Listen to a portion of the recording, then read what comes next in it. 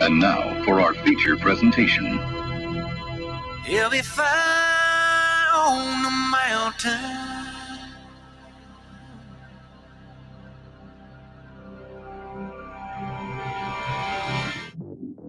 JB and Darren on the JB and Goldwater Show. Line drive right field, base hit. South Carolina wins the College World Series. Watson, touchdown! Hunter Renfrow. He got him, and it's all over. Coastal Carolina rules the roost. They win the championship. And South Carolina has won the national championship. The Citadel baseball team has done it again, but this time the Bulldogs beat one of the top teams in the country. They are giant killers. Get the ball to Bennett. He does.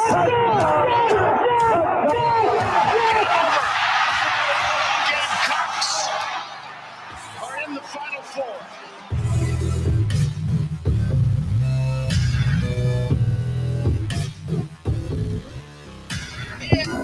Finally, it is Friday. Greetings and a good Friday afternoon, and welcome aboard the JB and Goldwater Show, live, loud, and online, and very proudly presented by Motley Rice. Causes not just cases. MotleyRice.com. Driven by Stokes Volkswagen. Find them at StokesVW.com and head to JBandGoldwaterShow.com for more on us. Follow us on social media at JB and Goldwater, individually at Sports Media JB and at Darren Goldwater. The Share Healthcare chat lines, they are open. Pop in, pop us a note, be a part of our program. You do it every day, and we love that, obviously. And Darren will make you a big part of it by putting your comments up on the screen. Big parts of our program today start at 12:30 with John Whittle. Welcome back, John. John was in the hospital for a while with COVID through Christmas, as a matter of fact, but he's been out, and he's doing really well, and he's going to pop in today. A lot to get to with our friend JW. Baseball starts now at South Carolina. They'll scrimmage this afternoon. They'll scrimmage again on Sunday. A lot to discuss there. Obviously, the ladies' side of things in basketball seemingly is going well. We're going to talk to him about a bunch of that stuff. And the men's side, and some football stuff and some facilities notes as well. So looking forward to getting John back in at 12:30. Scott Glaze, generally on Thursdays, bumped to Friday this week. Yesterday we spoke for a lengthy hour with our friend David Shelton. Hopefully everybody has heard that conversation by now. And Scott is was kind enough to move his role into our final day of the week. And then Derek Scott's coming up at about 1:30 this afternoon, 1:35. Derek, the voice of Gamecock hoops and baseball, so he'll talk both. It's the start of a quad one stretch for the Gamecocks, 4 straight opportunities for quad one victories for the men's basketball program. We've got our 2-minute drill to lead us off in just a minute. We've also got a resume. No Rafael Esparza today. You may notice that. He is in St. Louis, I believe, for work, and so he's not able to do it. But we do have a buy or sell for the AFC and the NFC championship games this weekend. We are going to talk about that. We've mixed some of that conversation in with our guests this afternoon. Should be another great weekend. Pat DeMarco kind of hit on some of it yesterday in our program. So really looking forward to Sunday's NFL matchups. Darren, with all that being said, parts of the state are going to get some light snow, moderate snow in certain areas later on tonight. I don't think we're really going to get much in this area. If anything, maybe a dusting or so. But those of you out there watching or listening to us that are expecting weather, again, for the second straight weekend, be careful and enjoy it if you get more than what we'll get around here. What's up, man? Look, sooner or later, don't we deserve to have some fun with this snow also? I mean, if everybody else is getting it, it's about time us lowly people on the coast actually get some. I mean, we're just getting teased by it. I spoke with, very, very briefly, Cane Bay's basketball coach today, and he listened to the conversation with Shelton yesterday. She started the conversation with, "Oh, that's my boy. McKean is his name, Sean McKean. He's got Cane Bay having a better year than basically they've ever had. His wife, McKean's, runs the booster club at Cane Bay, also tight with Shelton. So that'll be part of the broadcast tonight, too. Just trying to continue to get that word out to 2 communities, both Wando and Cane Bay, that have been affected by opioids. But don't need to go back down that road today. We can talk a lot about college basketball and the NFL and the rabbit holes of props and trends and all that stuff for the NFL, because, my God, it's deep. I went deep into some on the officials of the AFC and NFC championship game. I don't even know if we'll get into that today, but there's a ton out there. For those wondering what broadcast you're talking about, fill them in on your Friday night roll, Darren. So it's a high school basketball game. So I do high school basketball most Fridays. Last Friday, we got iced out when there was no ice, but it'll be Wando hosting Cane Bay tonight at 7:30 on my TV, Charleston. So you'll be North Mount Pleasant. I will. I'll be in the gym named after Jamie Bradford. No. That's what I'll call it. Yeah, I don't think so. The Jamie Bradford gym. I wasn't an athlete in the gym. I was an athlete on the diamond. The gym was when I watched everybody better than I was play basketball. All right. Well, is Coach McKean watching the show today? I don't know. We had to cut our conversation short, so I'm not sure if he's watching today or not, or if he just tuned in to hear Shelton. But Coach, I wish him the best of luck. We are huge fans of all of our high schools in this state and in this area and things of that nature. Hope the best for the Cobras as they make the trek to North Mount Pleasant. But if you've ever listened before, you know how I am. I am such a homer for Wando. So Wando wins 75-0. I could have predicted that. I had a feeling that's where you were going. But Warrior football. The Warriors want to play slower, and Cane Bay, if it's 75, Cane Bay wins. If it's in like the 50s, now I'm not betting on high school basketball. I'm just saying. Just saying. If it's in the 50s, the Warriors have a chance. If it's in the 70s, it's more of a Cane Bay game. Oh, all right. Well, 50-0. 50-0. Yeah, 50-0. Go Wando. Wando wins tonight in North Mount Pleasant. 12:07 on a Friday afternoon. It's time for our 2-minute drill. A blowout in the CLA last night. Gamecocks will remain number 1. I think they've got Florida coming up on Sunday, but a almost 30-point victory over a top 25 Ole Miss team. Their 9th top 25 win of the year. Almost half of their wins are against top 25 teams. Amazing. 69-40, the 13th straight double-double for Aaliyah Boston. We're going to get more into that in a little bit. It's their 14th of the season. Again, they've got the Gators on the SEC Network at noon on Sunday. Last night, Coastal Carolina also able to win, beat Little Rock. They've got Arkansas State coming up on Sunday, 12-8, 4-4 overall. For the Shots, the College of Charleston falls 76-73 to Hofstra. They'll play on Saturday against Northeastern, trying to get back on the winning side of things, 2-5. in the CAA. Gamecocks, as we know, they've got a trek to College Station Saturday on the SEC Network, 8:30 tomorrow night. Derek Scott will be calling it on the air, and Derek's coming up here in the 1 o'clock hour to talk about that one. The Citadel been winning some basketball games, as we know. They won their largest ever comeback, a 19-point victory to beat Western on Wednesday. They've got Chattanooga tomorrow, and Charleston Southern fell on Wednesday. They've got Hampton tomorrow at home. Clemson does not play until next Wednesday against Florida State. The NFL is this weekend. Did you hear the AFC and the NFC championship games will kick off starting at 3 o'clock on Sunday on CBS? The Bengals and the Chiefs, a touchdown favorite ball game. 49ers and the Rams, a West Coast tilt at 6:30 on Fox, where the Rams are 3.5-point favorites at home at SoFi. We'll see what the fan base looks like, how many Niners fans get in there. San Fran did beat them twice this season. And that is your 2-minute drill to lead off this Friday afternoon. We will talk golf today because Scott is going to be here about 1:05 in La Jolla, California, where they are currently playing. Let me go to the scoreboard here. I know someone's at 13. No, there's multiples at 13. Three.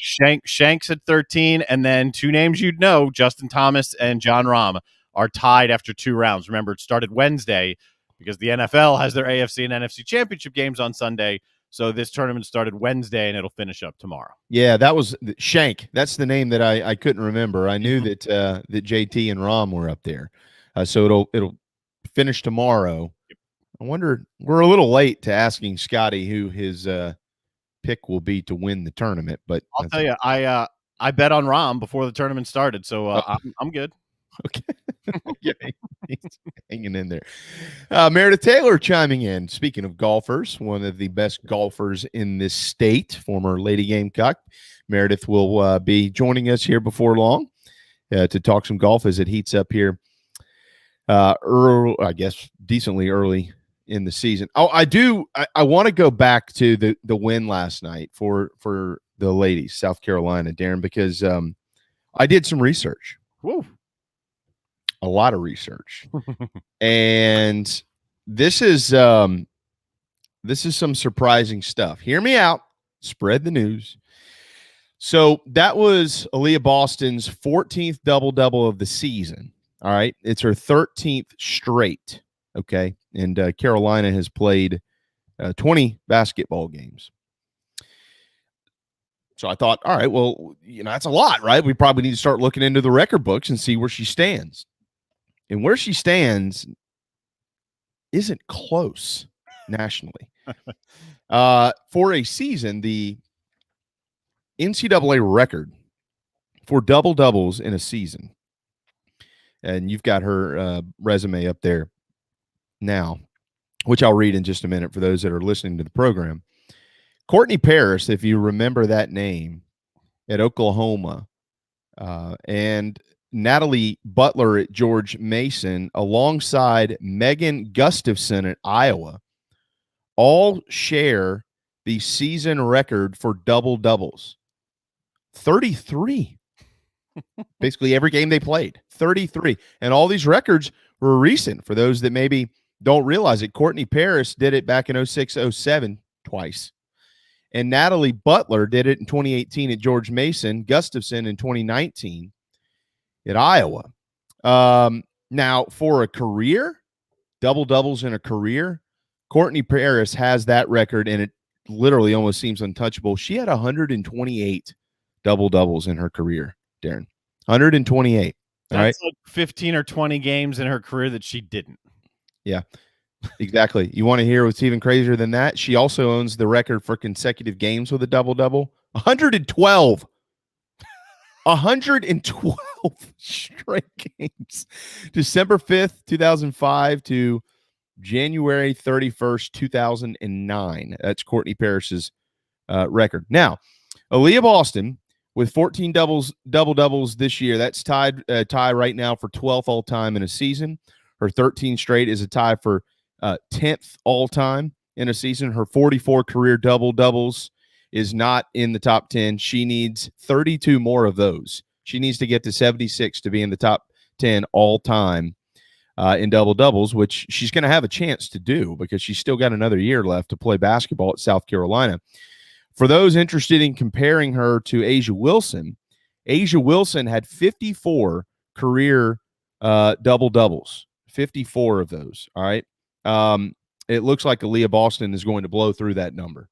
And she had 24 in a season, which is the record at South Carolina. And that was her final year in 2017, 2018. So Aaliyah Boston is 10 shy of Asia's career double-doubles record at Carolina, and she's 10 shy of tying this season's record. So she gets 11 more this year, which she's going to have a chance to do. She'll break that record, and she'll also break the all-time record set by A'ja Wilson. So 11 more, and she'll own both. Pretty crazy stuff there. But the Courtney Parrish stuff, when I was looking it up, I said that can't be possible. And I went back and verified it. Yeah, the NCAA did a nice job. They verified it. It is a record.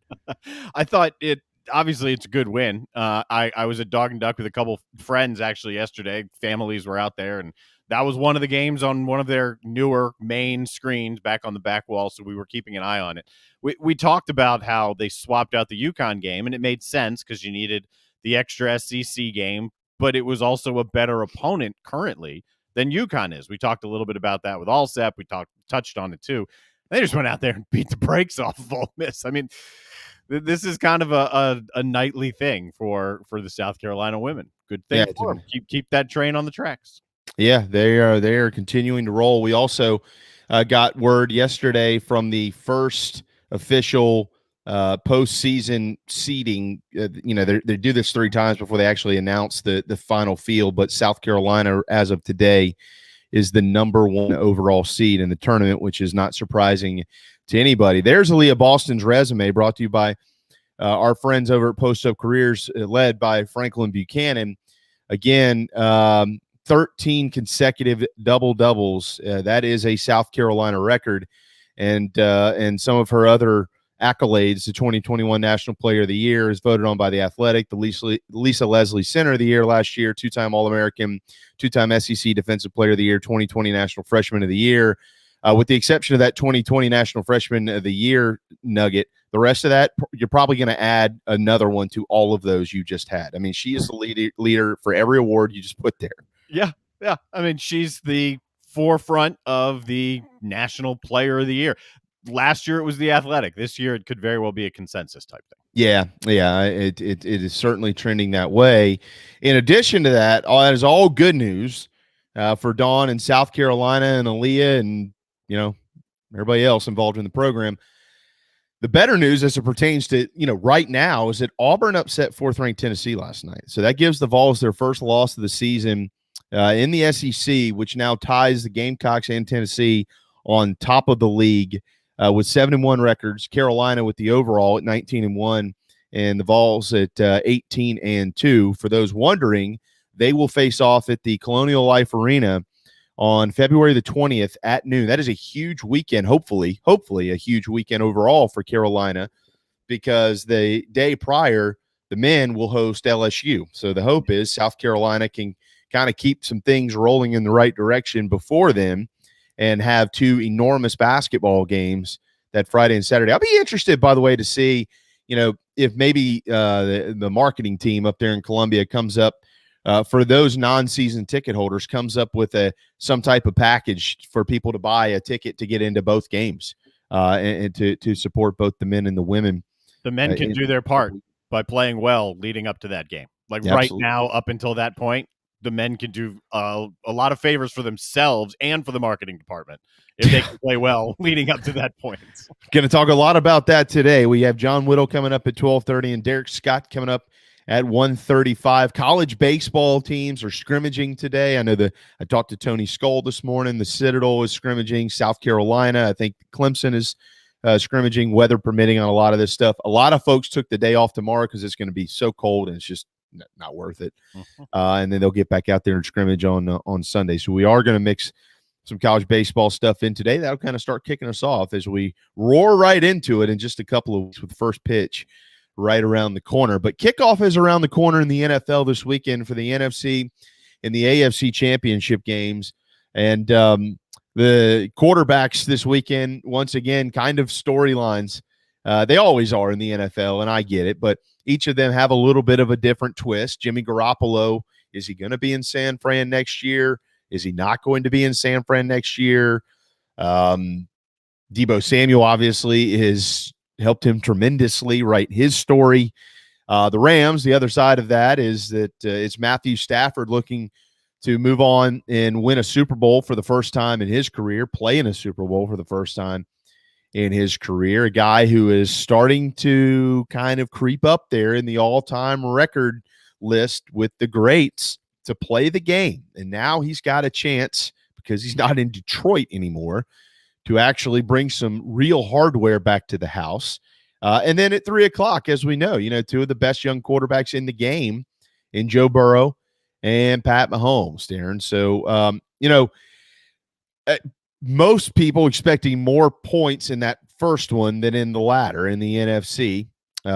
Probably rightfully so. I think the over-under is right around 54.5 or something in that first one. And we do have a buy or sell segment we're going to tap into in just a moment here.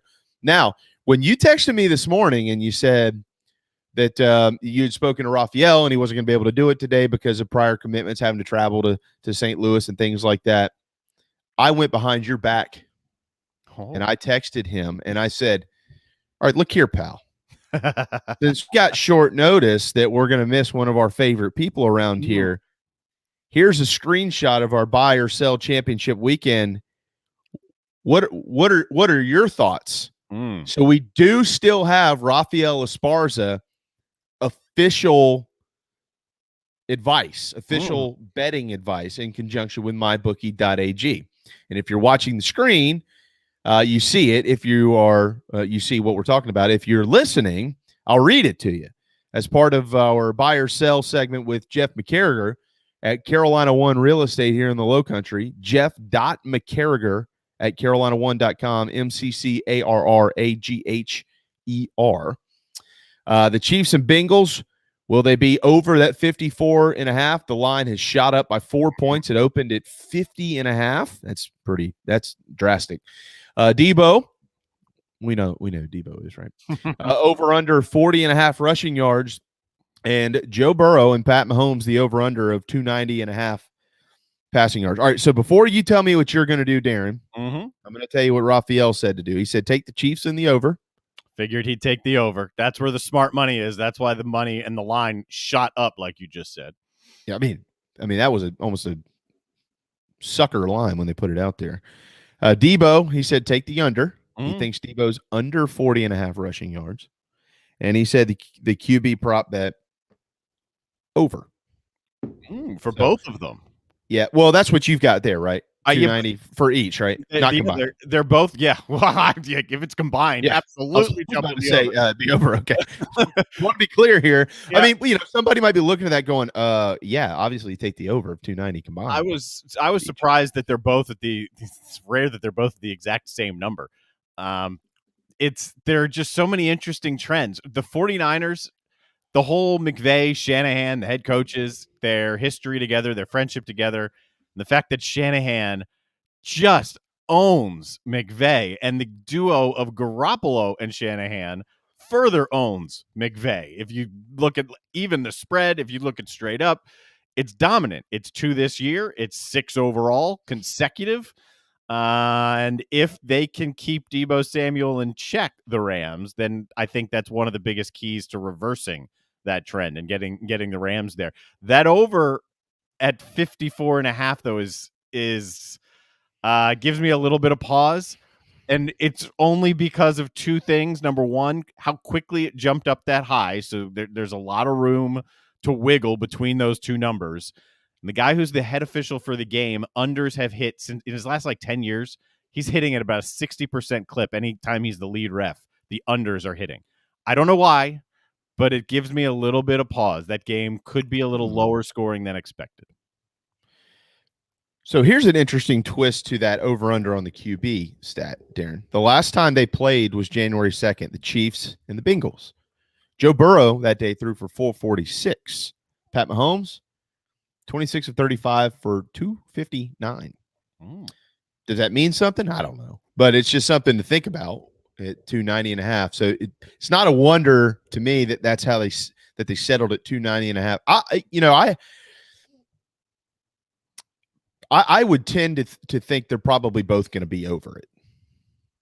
If they are, it's going to be a great game, right? One of two things is happening if they're both over it. Either it's a shootout, and Mahomes at home in the playoffs is deadly. I mean, he's thrown one pick in home playoff games. Right. He's deadly there. So if Burrow is keeping pace with him, then we could have that fireworks type of affair if they're both over. I don't think they both go over. I think one of them stays under, and that number you pointed out is the interesting number there to me. The fact that he completed 26 balls was well under 290 in that first meeting. I don't think Burrow gets there. That's where I'm going to go, because I think Burrow is going to get mauled all day long. He's going to get killed. He's going to get up and keep standing in there like he always does. I just think he's going to get killed. I think they're going to get him all. What was he sacked last week? 9 times. Whew, wow. Yeah, Burrow, to your point, here's his stats. He's completing about 76% of his passes at home in the postseason. Unbelievable. And 8 touchdowns, 1 interception, and 782 yards with a QB rating of 10,000 basically. So that's what he's done at home. Joe Burrow, as you mentioned. He was in Tennessee last week. He was sacked a bunch. He did throw a pick. He also threw for 348, but he did not throw any touchdowns. Previously, when he was at home, he threw for 34. So, it's hard to predict these things. But, that's probably something to consider. Do you have to bet on both? Oh, you don't have to bet on anything. Just bet on one, right? Sure. Okay. I'd stay away from do whatever you want. You could do whatever you want.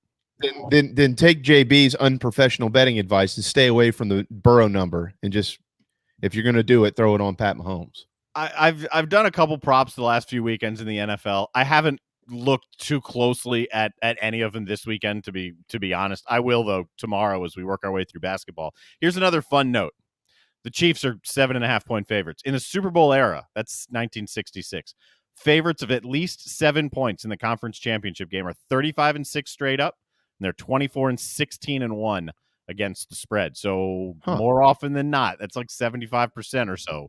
They're covering that spread in the championship games in the Super Bowl era when they're huge spreads.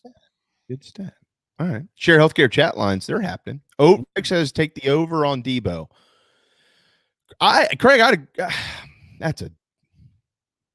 It'd be great for the Niners if you hit that over at 40 and a half. I tend to agree. But it's just hard to convince me that it's a no-brainer to take the over on a guy who's not an every down back type guy. I mean, he's going to get some carries, but he might only get 5 or 6. You know what I mean? So, all right. Ed, plus minus on Melvin Ingram sacks. Ed, I think Melvin Ingram has 11 sacks on Sunday. I'm just kidding. I could look that up. I'm not sure what it's at. I would venture a guess is probably at 1.5. I'd say 1.5 would probably be a good number on Melvin Ingram, and if that's the case, based on what KC has done and what Melvin Ingram can do, is probably be right on it. Basically, take the over. Take the over, Ed. If you lose some money, don't call us. We don't have any to give it back, and good luck to you. Not right. It's going to be colder. It's going to be colder in the St. Louis Rams game than it will be in Kansas City. How about it's that? Going to be colder in LA? Yeah. This is saying 30. Let's see. Kansas City weather. Yeah. Kansas City's 46 degrees. Little tiny bit of wind.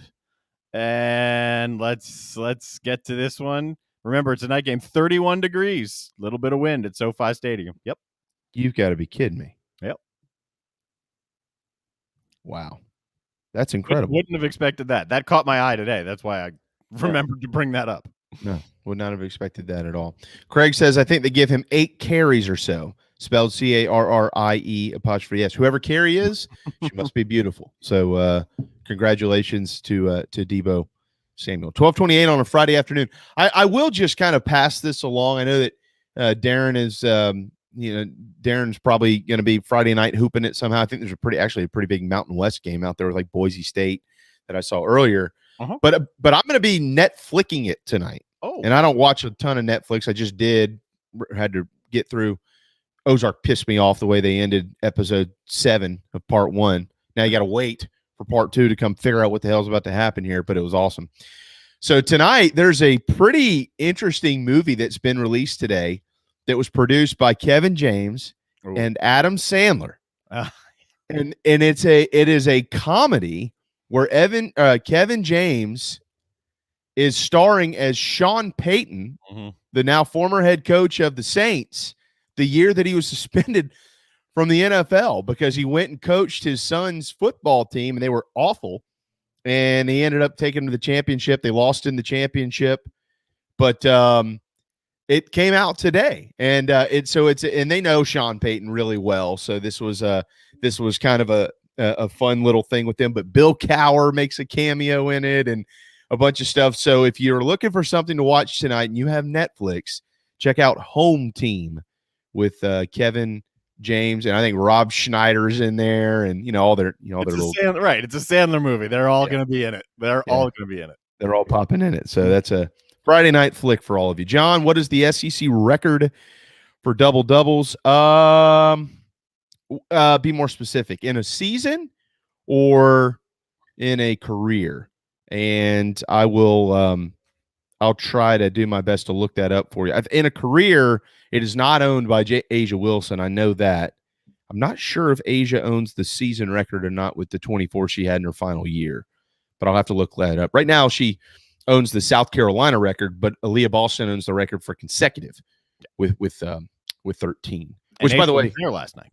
And Asia was there last night, as were all the Las Vegas Aces coaches and personnel.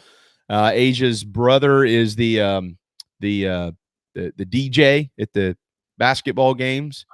So she was actually, Holly Rowe was trying to get an interview with her, and she was over there dancing. And Holly was like, do you mind, or I'll come back? Oh, okay, we're good. It was kind of funny to see on TV, but Gamecocks blew them out last night. All right, back to back guests. Coming up next, John Whittle with the Big Spur right here on the JB and Goldwater Show. This is Mike Mazzell for Stokes Volkswagen on Ashley Phosphate Road. You know what happens when you sell record numbers of new vehicles? That's right, we take in record numbers of local trades. Despite what the news is saying, quality pre-owned vehicles really aren't that hard to find. You just need to know where to look. Stokes Volkswagen on Ashley Phosphate and on the web at stokesvw.com. We've got over 1,200 pre-owned cars, trucks, SUVs, and all at a fraction of the price when new. Every vehicle has been inspected and reconditioned, many with the balance of factory warranty. Best of all, at Stokes Volkswagen, you don't need perfect credit to get approved for a quality pre-owned vehicle. And we'll take any trade in any condition, even if you owe thousands more than it's worth. Don't forget, we'll buy your car even if you don't buy a car from us. You're going to love our pre-owned selection, I guarantee it. So come see us today at Stokes Volkswagen on Ashley Phosphate or stokesvw.com. Peace and love at Stokes VW. Negative trade equity financed a new loan, subject to lender approval. People don't like to get stuck in traffic, stuck in the mud, stuck at work. And two others you probably don't think much about: stuck with a big medical bill or stuck with a healthcare program that doesn't fit who you are. Experience true medical freedom with Share Healthcare. More affordable, more options, user-friendly, and biblically sound. You can join right now. Explore a new way to show you care with Share Healthcare.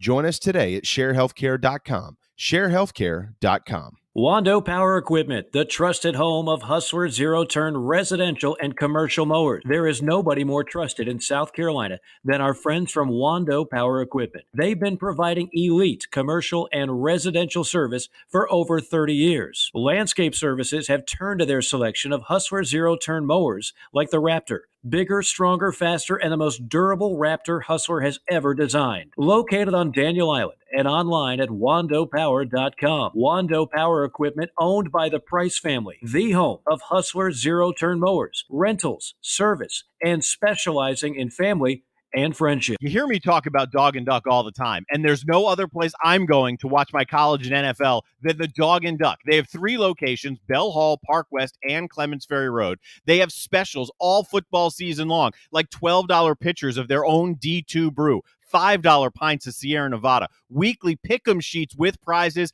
and the best wings in town, bar none. For all your football, college, and NFL, the Dog and Duck, Clements Ferry Road, Bell Hall, and Park West.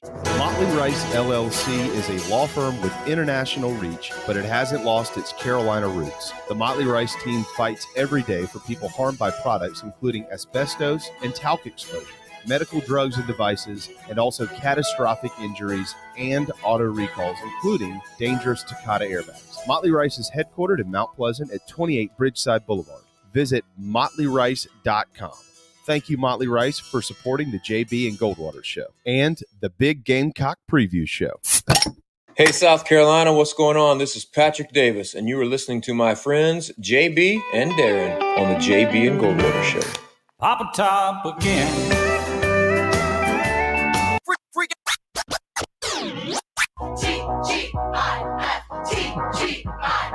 TGIF. Finally, Friday, I'm free again. I got my motor running for a wild weekend. Freak out, yo. Friday, gotta get down on Friday. Everybody's looking forward to the weekend. Darren's hit song. Yeah. Friday. Stole my playlist. Friday. 12:34 on a Friday. Happy Friday, everybody. John, the career double-doubles record in women's hoops in the SEC is held by Janet Harris from Georgia. She set it back in 1985. She has 78 of those. And then consecutive games with a double-double. Last night with that 13th for Aaliyah Boston, she tied the SEC record, which was held by Florida's Muriel Page, or I guess still is until it's broken, if it's broken, by Aaliyah Boston. And if it is broken, guess who? Florida. It would be against on Sunday. So we'll see if she can do that. But maybe that helps a little bit of some of your question there. This guy knows like every stat. John Whittle, it's been too long since we've had him on. I think we all know that he went through COVID. He had to stay in the hospital. He battled like hell. He got out of there. He's doing great, and he's nice and warmed up for baseball season. As we all know, when it gets cold, that means baseball is right around the corner, and they'll scrimmage in Columbia today. So naturally, it's only about 35 degrees. John, what's up, brother? Yeah, pulling the jacket out of the back of the closet, getting the scarf, the mittens, and everything to get ready to head over to Founders Park here shortly. First baseball scrimmage of the preseason here in a couple hours now. John, have we had this conversation for 2 or 3 years? Like, isn't this the same conversation you have every year that, baseball season's right around the corner. That sounds warm. But then when baseball season gets here, we all know how cold it is. Yeah, hopefully we'll have some nice weekend weather. It's those midweek games that I think really get you, that are early in the season when it's 7 o'clock at night on the middle of March and kind of dreary and rainy and foggy, and there's 400 people in the stands, and that's when it gets cold. That's when it's cold for everybody. So hopefully there'll at least be a little sunlight there opening weekend against UNC Greensboro, but it's those Tuesdays that are hard to avoid. Yep, there's no question about that. But we're looking forward to it. We are going to get into some baseball here in just a little bit, John. And you told me earlier you're going to be out there today for their first scrimmage of the spring, if you want to call it that. So we want to get some nuggets to pay attention to as they get going down there at Founders Park. But Carolina, I do want to ask you real quick about the women's basketball program, because yesterday in the first reveal of seeding for the tournament, they're number one. That's not surprising really to anybody. But last night they dismantled Ole Miss in what was basically a replacement game of the UConn game because Dawn wants to play her league games. They're in a battle for the SEC championship. So they beat them by about 30 points. But Aaliyah Boston, we've kind of been going over some of the records that she's chasing now with her 13 straight double-double. She did that last night in front of Asia Wilson. We all know the legacy that Asia Wilson left at South Carolina. Now, to this point, Aaliyah Boston does not have a national championship ring. But what are we watching here? Is this a changing of the guards? Is this something we just need to continuously expected. South Carolina, I mean, this is pretty remarkable stuff that this legend of Asia would leave for the WNBA, and literally her shoes have been filled by an excellent basketball player like Aaliyah. Yeah, I mean, and both should obviously really be appreciated. Aaliyah is certainly a great personality. And she's been widely embraced by the fan base. She's been widely embraced nationally. A lot like Asia. I mean, I'm not trying to take anything away from Aaliyah. I don't know that she'll be, quite as loved just because Asia's a local girl and she was kind of the first to do it. But, that's no slight to Miss Boston, who does incredible job on the court. She's entertaining off of it. They're both remarkable representatives of South Carolina, and should certainly both be praised for everything that they do for the university. Like you mentioned, Aaliyah doesn't have that national championship yet, but she's done incredible things so far, and looking forward to watching how the rest of her career kind of plays out. Yeah, it's been tremendous to see this, and it almost feels like she's kind of hitting her stride. Yet we've known about her since she landed on campus. So I mean, they're in a really good spot, John. I mean, Gamecocks are at 19-1, and basically at the top of every poll by a long shot. Do they have wiggle room? I mean, let's say they dropped another game somewhere. I mean, how much wiggle room do they have to stay not only just as a 1 seed, but as the number 1 overall seed? You got Stanford, you got NC State, Louisville's back there. Tennessee lost last night. They're going to play each other later on in the season. But as it's kind of starting to unfold here, we're about to turn the page into February, so these things are starting to come up a little bit more. If Carolina keeps winning, we know what happens. But if they drop a game somewhere, what type of wiggle room are they playing with? Yeah, I mean, they've certainly got some wiggle room for a number 1 seed. They obviously want that Greensboro regional over there when they get into the Sweet 16 and Elite 8 round, and NC State being up in there with vying for a number 1 seed. If they somehow edge ahead of the Gamecocks, they'll be in Greensboro. So there's a little bit of wiggle room, but not necessarily. You can't mess around with it too much, because you certainly want that Greensboro regional there. All right, bud, to baseball we go. South Carolina is going to be on the diamond today. All right, so how is Mark structuring this? I know he's already met with the media this week, and we'll dive a little bit more into some of his comments there. But how are things generally structured early in camp like this, with getting arms kind of back into the flow of things? How many innings and pitches and stuff like that they're going to throw? What's it going to look like the next couple of days? Yeah, well, they're not going to scrimmage tomorrow, because while it's cold today, it's going to be too cold tomorrow. Maybe a little snow tonight. Who knows? I haven't looked at the forecast here lately, but scrimmaging Friday and Sunday, so they'll probably go a couple of, maybe an inning or 2 extra each day, just to kind of get all the arms in. But it's mainly based on pitch count with those guys and getting those arms up. The starters won't throw more than about 45 or 50 pitches, maybe a couple more if you can close out an inning. But right around that 45 to 50 pitch mark this weekend, and they'll have 6 or 7 guys who throw kind of that max number of pitches, and they'll have some guys who are a little bit shorter in terms of relief roles. So it's building arms up right now. They're not going to go a real long time, and they'll eventually, by the end of the 3rd weekend, get up to probably about 75 pitches, and that'll kind of take them into the season. So it's part of a little building process, and they'll get there by the start of the season. All right, so you've got an excellent article up on the bigspur.com right now that you released this morning, projecting the opening day starters. I would certainly encourage those who haven't read it yet to go read it. If you are interested in Gamecock baseball, there is a bunch of new faces. They've got some transfers who are sliding in, maybe into critical roles for the program, John.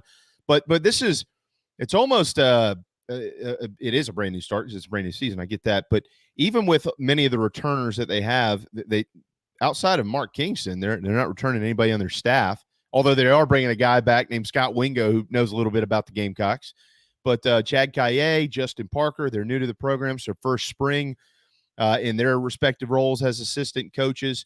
You know, what's that been like as they have kind of gotten to know these guys through the fall, and now they enter the spring with them, the connection they've built? Yeah, it's been great over there with that staff. You know, I really like Justin Parker. I really like Chad Kaye, really like Scott Wingo, and I think they've all come together pretty well. And, you know, credit to Mark Kingston for bringing in, you know, several different guys from different backgrounds and, you know, getting them to work together pretty well. You know, I think, and credit Mark Kingston because he's been a little bit, he's let his coaches coach, and I won't say he's been hands off. He's been involved in everything, but, you know, there are times where he sits back in the stands and watches.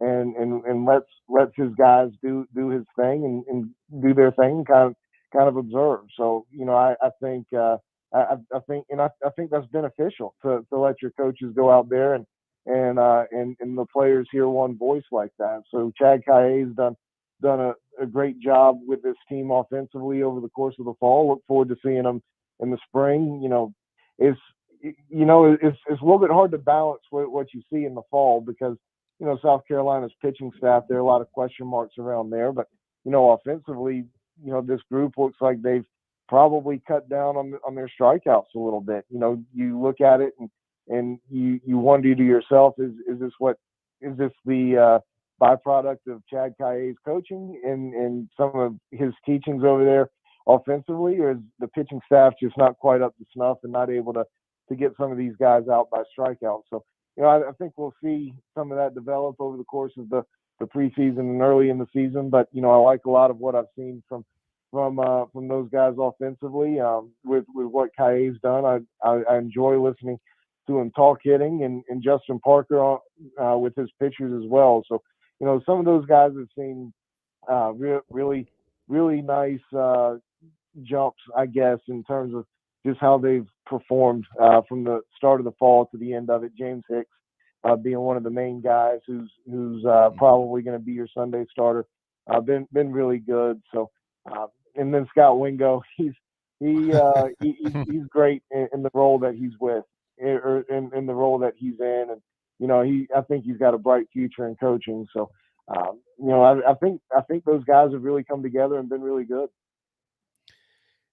John, I don't know if you'll have any time to do this, but if you do have time to do it, I know a bunch of them, but I'm sure we're missing folks out there. Could you ever maybe put up a little blip, a little article or something on the Big Spur about all the former Carolina baseball players who are now in coaching and where they are, just so maybe fans could you know, acknowledge that, know where they are. I mean, I know Blake's here, and we know about Scotty and Adrian Morales and Disher and guys like that, but if you ever think about it, maybe that's something you could do so fans could kind of know where some of their former guys are.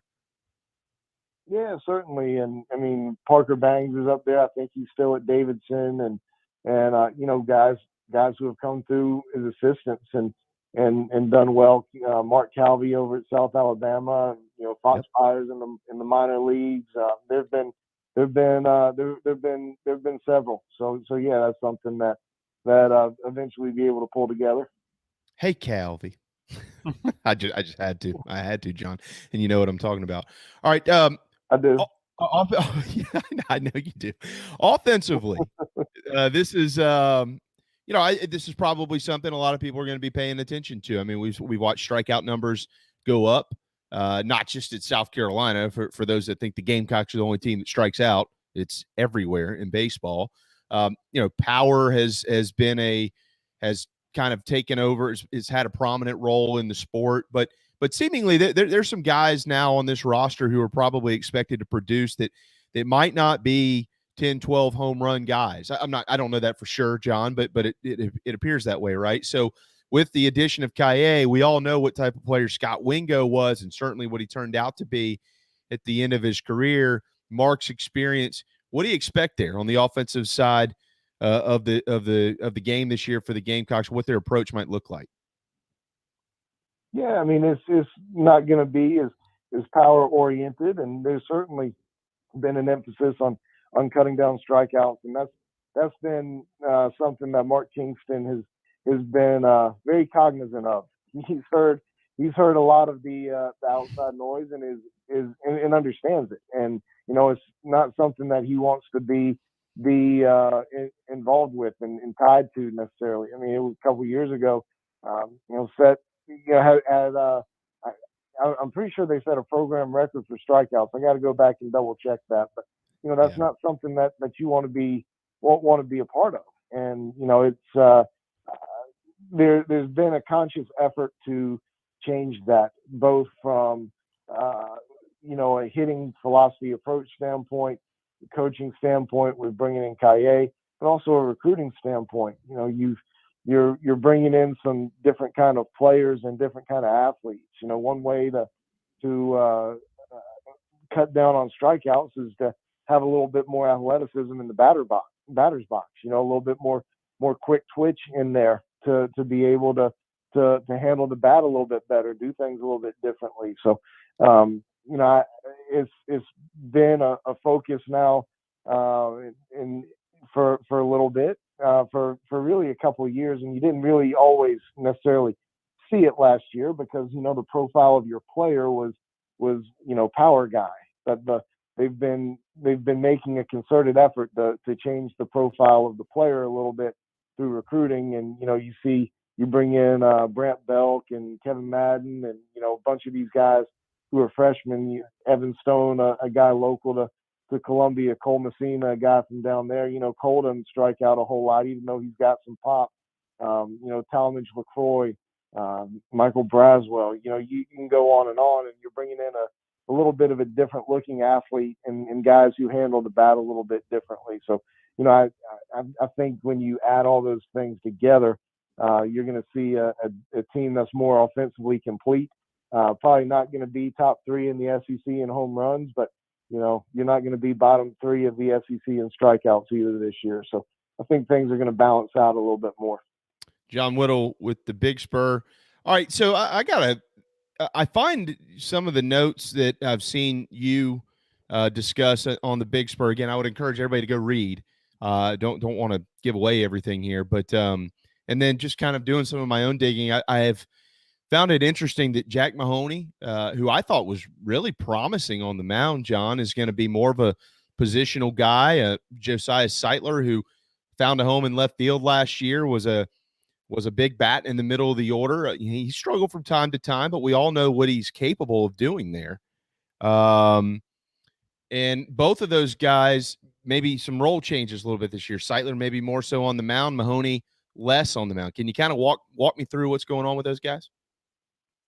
Well, with Mahoney, he had Tommy John surgery the end of last year, so he's recovered enough to be able to go out there and play second base and make that throw, and he can certainly hit. So that's why he's gonna play a role offensively.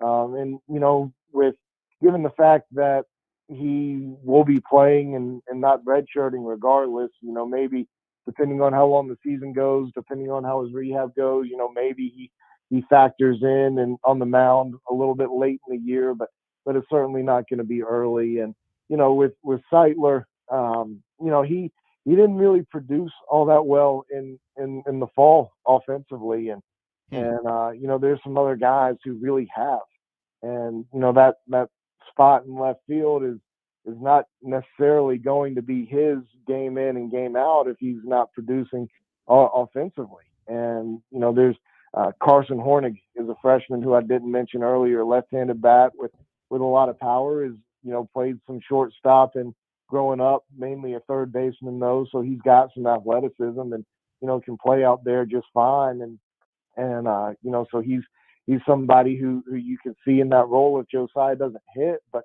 if he doesn't hit, it's okay if he's going to go out there and contribute on the mound, because South Carolina is really, really light on the mound this year in terms of depth. There's a handful of older guys who really have kind of underachieved, haven't produced as much as they should. And you need a couple of those guys to step up. But not Josiah is not in that category. I'm just saying to get to a pitching staff depth that you like, you need some of those other guys to step up. But they need Josiah in there, and they need him to pitch. They needed him offensively last year. South Carolina had so many arms that you could have guys go down with injury or guys be ineffective and still have plenty of guys to go to. That's not the case this year. They didn't need Josiah so much last year. They needed his bat. It's the opposite this year. So Josiah, I'd be surprised if Josiah is not the opening day starter and left. But it's not a certain that he's going to be penciled in there every day like he was last year. All right, final one on baseball here. Again, a lot to get figured out over the next couple of weeks, but we'll end it with their 1 and 2 guys on Friday and Saturday. Will Sanders and Julian Bosnick. John, in your words, what type of front end guys are these? It's the SEC. Everybody has a Friday night dude. Hell, everybody's got a Friday and Saturday night guy, and the ones who have Sunday guys generally win all the games. But if you can, it's hard to do it because we haven't played any games yet. But kind of compare where they stand amongst their peers in the league. And Mark said this week, they're not paying that much attention to Julian Bosnick. There probably should be more eyeballs on him. Basically, I'm paraphrasing what he had to say. But what did he mean by that? You're exactly right. Those guys are both number one caliber starters in the SEC, and both are really, really good. Both are potential first round draft picks. I think Will Sanders is certainly a first round kind of guy. Julian is probably a first round guy, top 50 kind of pick for sure. Both of those guys can be really good, really dominant in this league. And Bosnick walked a few too many guys last year in his starts, but was phenomenal coming out of the bullpen. And he's got to keep his pitch count a little bit under control, more so this year than he did early last season. But he's got a lively fastball and that big breaking ball. He's got a chance to be really good. And I agree with Kingston. I thought that he would have been featured a little bit more on maybe some of these All-American teams, but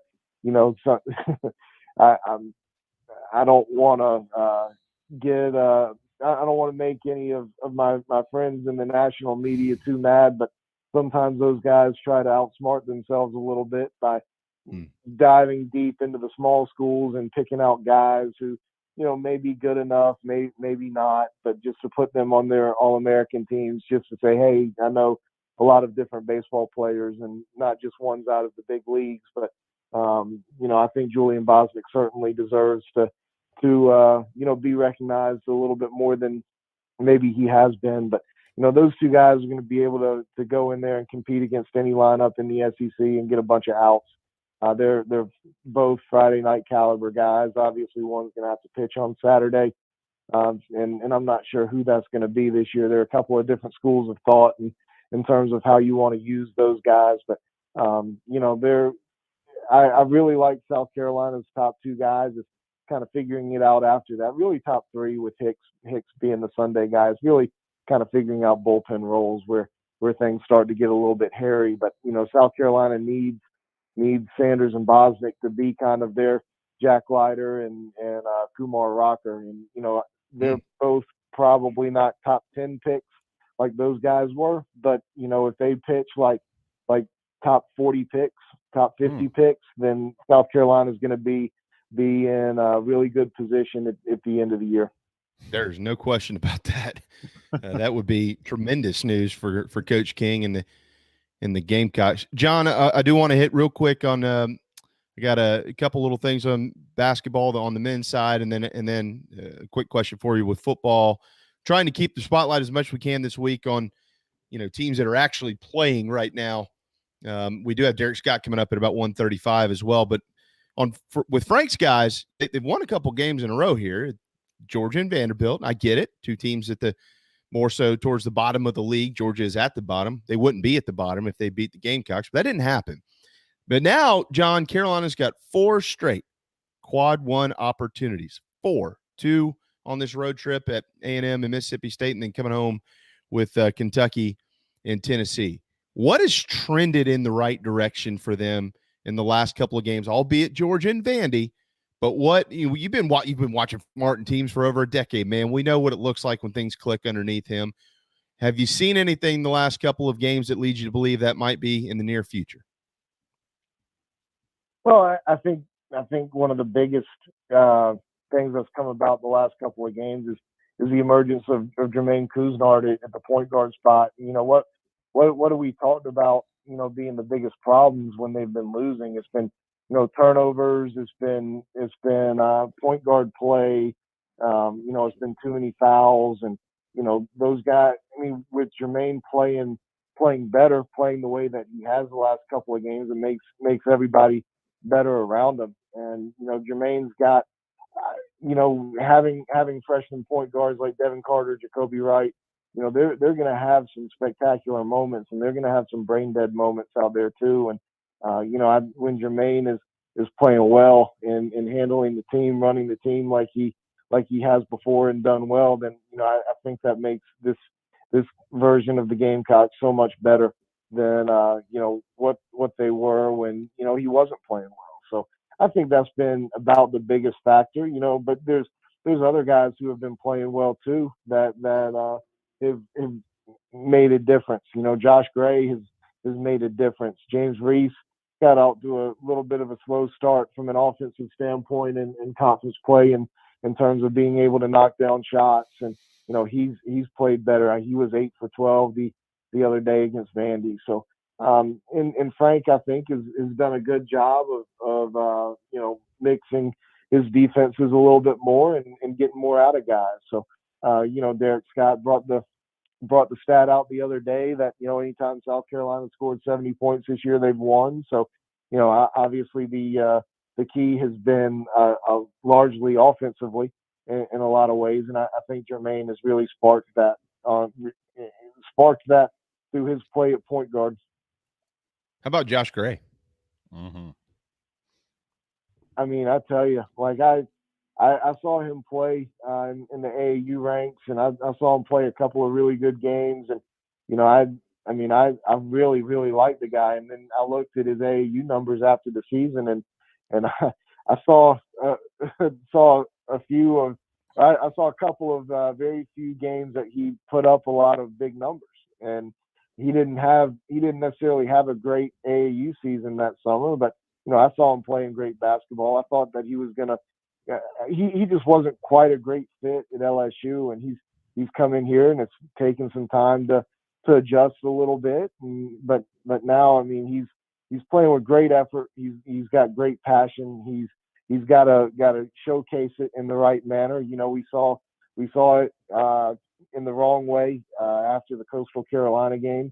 God, that feels like forever ago that's been, but you know, he's got things pointed in the right direction right now for sure. Yeah, he is some kind of specimen to look at. He is something. If he keeps developing under Frank Martin. Yeah. I mean, moves. Like he moves well. He's athletic, and you know, he's there when he was not playing with confidence. He did not look like he moved well. He was not sure-handed. His feet were out of whack. But you know, when you watch him play with a little bit of confidence, he looks like an athlete in addition to being a monster of a man. Real quick, just quick nugget here. The offseason has officially started in Athens, Georgia, with one of their star players being arrested. Happens every year. You can count on it every late January. Here it comes, the Georgia arrest train coming through town. Toot, toot. All right, John. Real quick, did you also notice the other Georgia news today that yep. Mike Bobo is now on staff as well? I didn't know if y'all had mentioned that or not. We haven't. I think we talked about this with JC on Wednesday, that it was kind of trending that way, that it was going to be him and Will and Kirby, and we'll see who else they can hire. Maybe they hire Jim Donnan next, John, or they bring back Vince Dooley in some sort of analyst role. I don't know what they'll do, but that's hey, look, they won the national championship. They can do whatever they want, I guess, right? I know people are looking forward to that Carolina game. Speaking of football, before we let you go, and I know we're a little bit overdue here, Not, they're about to wrap up the recruiting stuff, and we've hit on that a ton this week. We'll see what it looks like the next couple of days if Carolina can sew up another prospect or two before signing day in the next 4 days or so. But John, anything? I know they've got some things on the front burner from a facility standpoint, and from what I understand, there are a couple of other maybe big items behind the curtain that have not been revealed yet. And I'm not sure if you know about them that you're gonna, blow the lid off that can necessarily. But what do we know about facilities upgrades at Williams-Brice Stadium that we maybe could expect to see sometime in the spring or certainly by next fall? Yeah, well, they're working on getting the lights in. Last I heard is they think there's an outside chance it may happen before the spring game, but more than likely not. That's probably going to be after the spring game, getting the LED lights in like Alabama has and Georgia has, and like we're put in at Colonial Life Arena this year, which have been pretty cool to see. New sound system going in before the start of the season, ribbon boards. There's some things that are certain to be of fan interest for sure.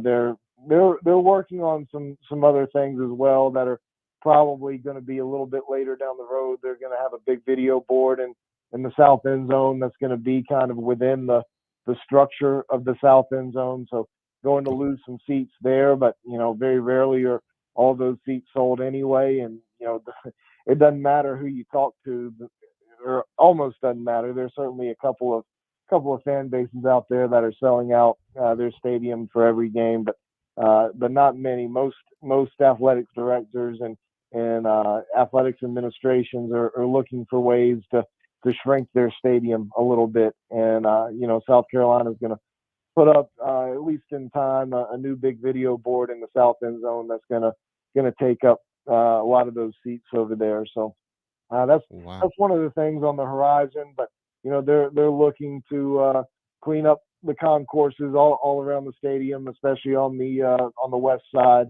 but some on the east side too. They're going to be touching a lot of areas of the stadium here in the next few years, because they've done a lot for the players, they've done a lot for the coaches, and it's time to focus on the fan base a little bit and make their experience at Williams-Brice a lot better. And there's going to be things coming out here probably in the next 6 months that they're trying to put some finishing touches on in terms of getting approvals from various sources and putting together plans that I think fans are going to really, really enjoy. So but hopefully the necessary approvals come about, but I do think Williams-Brice is going to become a much more fan-friendly place here in the coming years. Certainly excited to hear about that. I know the South End Zone, the Cockaboos Club, the 2001 Club, and those things, they done a great job with all of that, and they'll continue to do a great job under the leadership of Coach Ray Tanner. John, we'll let you run. I know we owe you. Let's see, it's $1 a minute, so we owe you $6. We'll have JC front it, and we'll get the check in the mail. Okay. I'll take it. That'll double what I got in my pocket.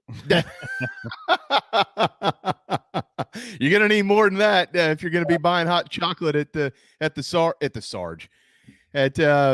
Founders Park this afternoon. The Sarge. Great goodness, John. Hey, that speaking of facilities, that there's an idea. I mentioned this to Coach King a couple of years ago, and he's done nothing with it. So maybe we need to get on his backside about it again.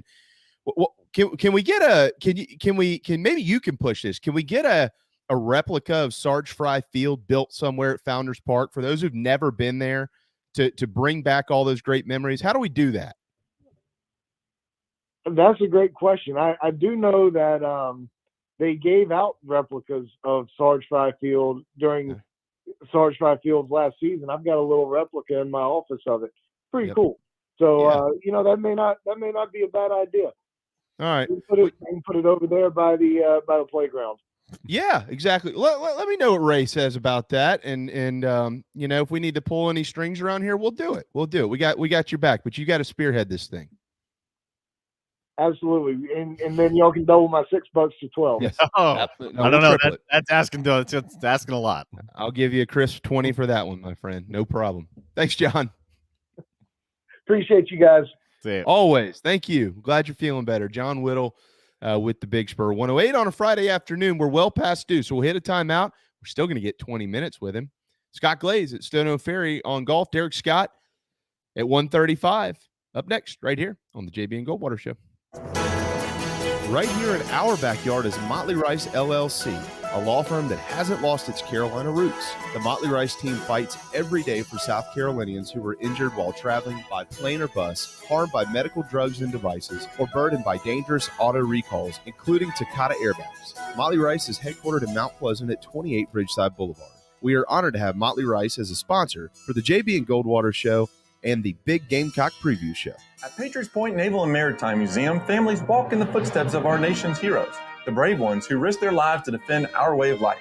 Home to the aircraft carrier USS Yorktown, USS Laffey, and the USS Clamagore, there's more than 1 million square feet of exhibit space to roam. White Glove certified, we have several new health safety measures in place to enhance the visitor experience.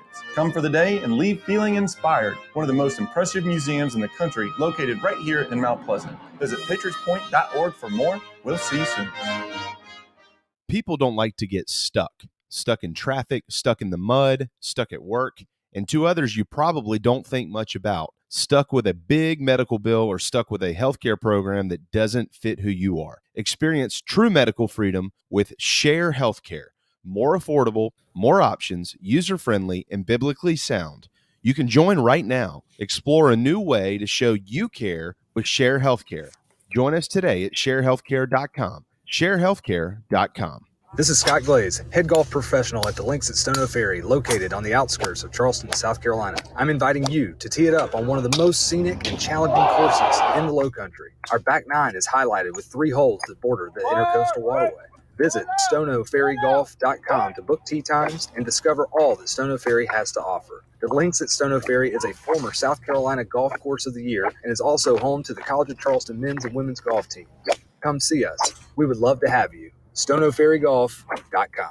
Family vacations, a new car, a new boat, all cost money, but you don't necessarily have to make more to afford any of that if you can save cash that's flying out the window now. iHelp Consulting can help you finally get the kids to Disney World, upgrade the minivan, or drop that new boat in the water next summer. Let Daniel and iHelp Consulting consult with you. No fees, just savings. You pay them a percentage of those savings. Save on essential services, credit card fees, you name it. Let them find it. These folks are incredible. iHelpConsulting.com. How can I help you?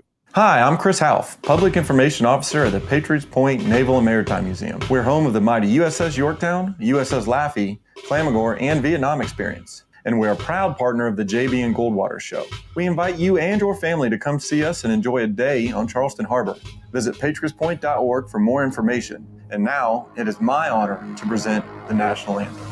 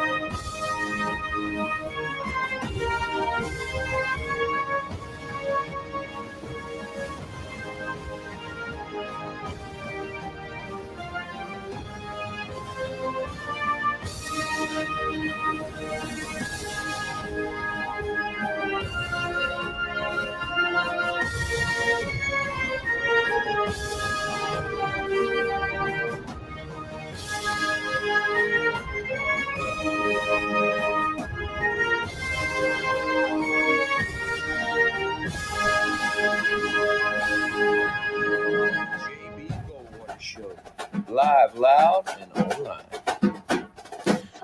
All right, final hour or less of the work week. It's finally Friday here on the JB and Goldwater Show, driven by Stokes Volkswagen. very proudly presented by Motley Rice. Thanks to our good friend John Whittle from the Big Spur for being a part of it there at the bottom of the first hour. Coming up at the bottom of this one is Derek Scott. He is set to head to College Station, Texas, where South Carolina will look to continue a 5-game winning streak over Texas A&M, and it would be a quad 1 victory this time around. Carolina needs it to put on the resume. But first, we go to Hollywood. All right. Hollywood, South Carolina. It is the more beautiful, less dramatic Hollywood than that of California. To talk to Scott Glaze, who is the golf pro, and he's just the man. If you go to Stono Ferry and you say, "Is your golf pro here?" They're going to be like, "Is the man here?" "Oh yeah, Scott. He's off straight around the corner there." And Scott will come out and greet you and say hello. What's up? That was good. That was good. Oh man, it's Friday, Scott. I started drinking when I woke up. Hey, so, I've been called a lot worse, so I'll take that. Me too, man. I get it. All right, so we got West Coast golf going on here, as you call it, prime timers. So you get to watch it tonight. And you've got Justin Thomas and John Rahm at the top at 13 under. But hold on, old Adam Schenk is saying, wait a second now. The Farmers is where I build my legacy. They're all going to tee off at 2:40 this afternoon. Tie of first place in La Jolla, California. Yeah, bad to have a last name that aligns with the word Shank. And to be a golfer, but play great golf. I mean, shot 62 yesterday. It was on the North Course out at Torrey Pines. We see this event every year. This is an event the Tigers dominated. He's won 7 times. John Rahm, speaking of, he got his first PGA Tour victory here at the Farmers, I believe in 2017. And then, as we all remember, he won the U.S. Open on this same golf course in last summer. So a lot of good vibes here for John Rahm. Clearly, it's a little different this week because they do play the 2 golf courses, the North Course and the South Course. The North Course plays anywhere from 3 to 4 shots easier than the South Course. The South Course is where the U.S. Open is historically located whenever they do come out to Torrey Pines. So all the field, now that they've cut to the low 50 in ties, all the field will play the South Course the next 2 days. So scores have been really low. We saw Adam Schenk shoot 62 yesterday. That was on the North Course. We've seen JT and John Rahm tear it up on both courses. So I think as we play the next 2 days, plus the tee times are going to be a little bit later in the day, so we get more into that prime time window on the East Coast for Friday and Saturday. That makes the golf course play a little more difficult on the West Coast, especially on the putting greens, putting on Poana, which starts to grow in the afternoon and starts to get a little wobbly. So I don't think we're going to reach 25 under par. We usually don't in this tournament.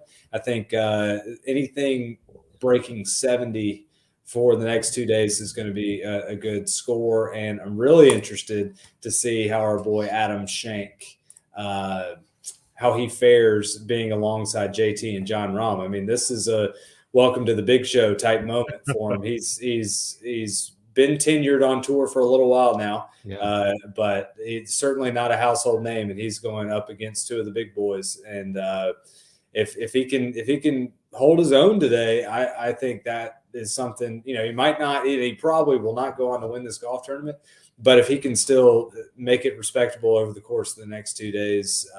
And get a nice finish, top 10, top 15. That's going to be huge for him, especially being in a new type of spotlight.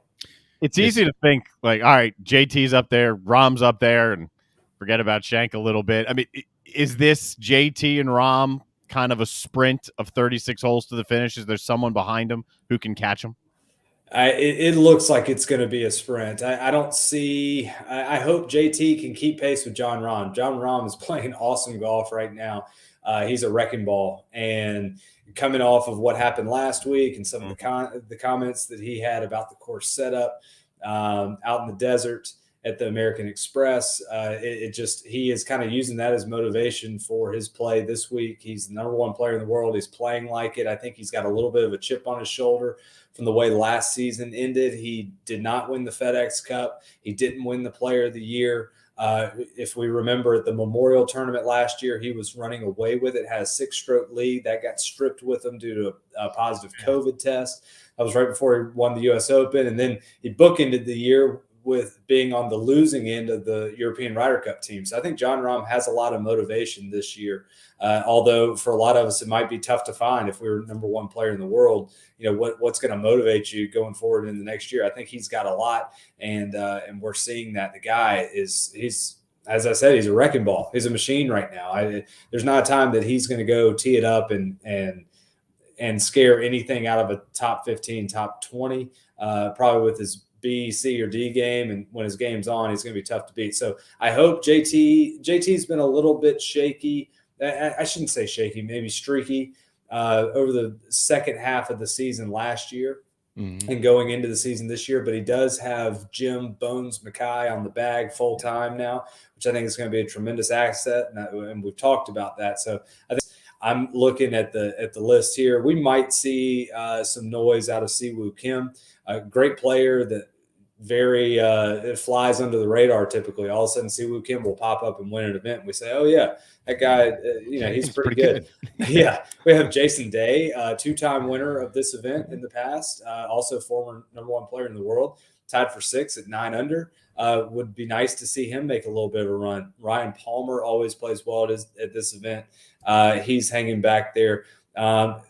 6 shots back, we have Scotty Scheffler, Dustin Johnson, and Will Zalatoris, who are 3 guys that have the horsepower to get there. They don't have a ton of guys in front of them, and that bodes well for them if they were to make a run. But it's just going to be really tough on the South Course at Torrey to go put up a really low number to go get these guys. So that's the great thing about golf. Anything's possible. There's still a lot of golf to be played, 36 holes of it. But I think by Saturday afternoon, which is weird to say, I think we're going to be looking at a duel between JT and Rahm, and that's going to be very enjoyable for golf fans out there for 2 of the hottest players and most well-known players in the game. Yeah, well, Brooksy and DeChambeau ain't playing one of those 36 holes. They both got cut. Does that matter? Does it mean anything to you? DeChambeau looked like he may have hurt his back. Yeah, DeChambeau looked like he may have hurt his back. I saw a great comparison that I loved. Someone grabbed a screenshot of one of his finishes on his driver swing and put it up next to a picture of Vlad Guerrero back in the day. You know how he had that crazy swing. He'd be fishing balls out of the dirt. And they looked identical. I thought it was hilarious. God, that's scary. With the way DeChambeau swings at it. So I mean, how about this? Let me not to interrupt you. Let me ask you this. I mean, because he lets it rip. I mean, he's lethal when he swings a golf club. It's very violent. Are you surprised? I mean, are you surprised as big as he is and as bulky as he is? I mean, Tiger had issues from swinging so hard for so long. Are you surprised that he hasn't had really any major problems to this point? Yeah, I am surprised that he hasn't been injured, especially with as hard as he trains and works out, that maybe that injury not even coming from the golf course, but coming from the gym. Golf, it's hard to make it through a career in golf without some sort of ailment, whether it's in your knees or in your back or in some sort of joint. That it's very tough because it's strenuous on our joints, especially our back. I mean, Tiger famously back trouble. Freddie Couples famously has had a lot of back trouble in his career. So it does not surprise me. Part of the reason that DeChambeau has bulked up and is really working on his mobility and his strength is to prevent injury. But once you start getting into those crazy high speeds, it almost seems inevitable. So I don't know much. It did look on the telecast like he did hurt himself there. So we'll see going forward because we have a strong stretch of golf between basically now and the Masters. I mean, we've got a quite a lineup. I was looking at this before coming on with you guys. We have Pebble Beach next week, one of my favorite weeks of the year. Then we go to Phoenix. Then we go to LA for Tigers event, the Genesis. Then we come back east for the Honda Classic, Bay Hill, the Players Championship. Then there's the Valspar. There's the match play in Texas. And then we have the Texas Open. And then there we are at the Masters. So we have a lot of marquee events between then and now. So an injury is not going to be a good thing for someone, whether it's physical or maybe injuring your ego. I think if I was Brooks Koepka, my pride would be a little hurt that I went out and dyed my hair bleach blonde and then made a big scene of that and then couldn't even make the cut. So golly, when he won the Waste Management last year, and that's coming up in 2 weeks. They've got you mentioned the Pebble, the Pro-Am next week at Pebble. I think you skipped over the Arnie. The Arnie's coming up on March 3rd. Bryson won that last year. And then, I was thinking about you this past weekend watching football, and naturally it'll happen again this weekend on CBS because they're already promoting the Masters, and everybody's, you're starting to get the goosebumps. That little song comes on and all that stuff. This, you're right. This stretch here. So do all the best players in the game, the guys that we're obviously the most familiar with, the big names in the sport who are, seemingly in it every week, are they going to try? Will they make this stretch? Will they make this stretch run of all these leading up to the Masters? Or will some of them take a tournament off? I mean, how does that generally work? Well, next week at Pebble is also going to coincide with that event in Saudi that we had in Saudi Arabia, that we had a lot of guys get a release from the PGA Tour to go play in. They're going to get a lot of money in appearance fees. So we'll still have a great field at Pebble Beach. You always do, but it's not going to be quite the same. Won't have Dustin Johnson, some other big names there. DJ notably with his track record at Pebble Beach. We're going to miss him there next week. We typically have a lot of big names at Phoenix. But with a lot of big names traveling to the Middle East, they will probably skip Phoenix in order to play in the Genesis Invitational. That is one of the big events on tour. It's a huge purse, $12 million. And we will see everybody there. If you are able to play in the Genesis and Tigers event, you're going to be there. So we'll see guys skip next week or maybe play in Saudi Arabia next week, then maybe skip the Phoenix Open before going to LA. Some guys will play right on through. Then it's kind of it's to each their own after that. Some guys like playing a lot going into the Masters, really getting their reps in. Some like to take their rest, pick and choose golf courses that work well for them. So we will see some players skip the Honda. That is a really, really difficult golf course, the Bear Trap down there in Palm Beach Gardens. Let's see. You have Bay Hill. Not a lot of guys skip that, but we will have you will have some notable names that will miss some tournaments in between here and there. And obviously the Players Championship, you show up to that one too. That's a $20 million purse. You're not going to miss that one if you're available to play. And then our top players in the world, the top 64, will qualify to play in the WGC Match Play in Austin, Texas. And that's one. It's a little bit of a different setup for the week, but with guaranteed money there, you'll see a lot of guys there. And then usually the week before the Masters is going to be a weak field. So you see a lot of different things. The good thing is that we have such a great run is that every week is going to be a marquee event. You're going to have big names, but there will be noticeable absences with each event from here on out. Yeah, Brooks needs to be noticeably absent as long as he's got that blonde hair. That looks ridiculous. Terrible. Yeah, and especially with the way he went all in with it on social media. I mean, he changed his Twitter profile picture to like his third grade picture when he was blonde, and he put out a TikTok on it. I have this theory though. This is the first week that Netflix's camera and crew is out on the PGA Tour for this upcoming docuseries that's going to mirror the F1 series Drive to Survive. This is the first week because of so many guys that are in the field. So I would not be surprised if maybe part of it. I don't think that's the reason that Brooks dyed his hair. He says he's been wanting to do it. But I think just knowing that the cameras are going to be on and you're going to have those kind of behind the scenes chats, so to speak, it could have been a driving force in doing something like that. But I was saying yesterday, he's got to feel stupid that he's got the weekend off after coming out looking like that.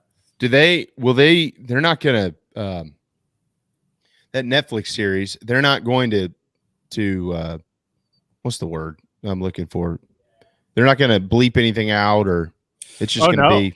They shouldn't. It should be like as all access as they get. The players apparently have all bought in. I mean, the guys who are going to be a part of this, because they know that it's hanging out there for their publicity. That generates more money for them too. It's better for the game. It's better for them.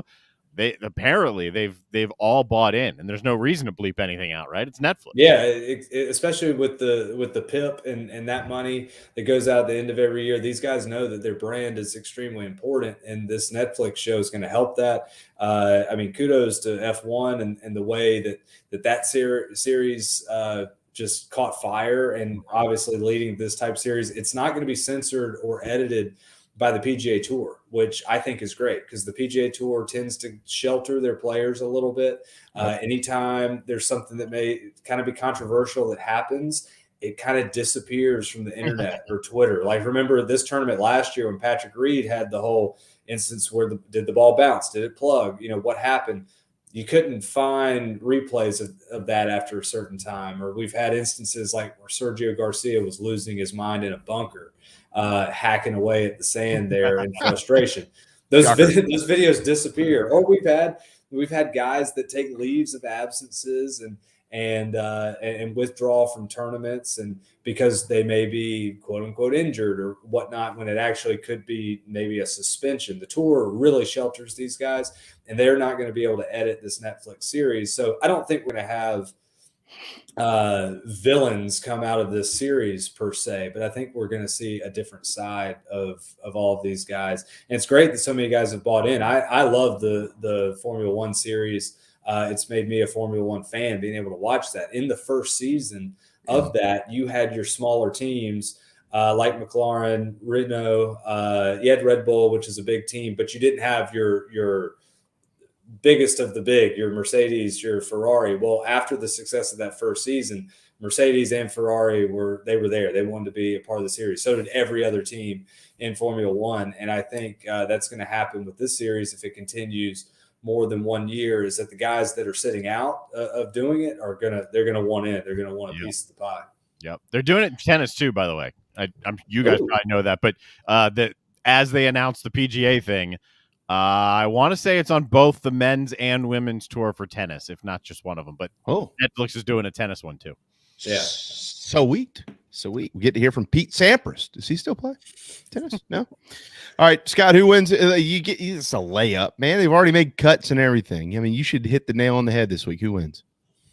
I am going to say I'm going to go with Justin Thomas. I think it's going to be hard for Rahm to recreate it. I mean, Torrey Pines is the scene of so many, or actually two of the biggest moments in Jon Rahm's life. His first PGA Tour win at the Farmers in 2017, and then winning his first major here last summer in the U.S. Open.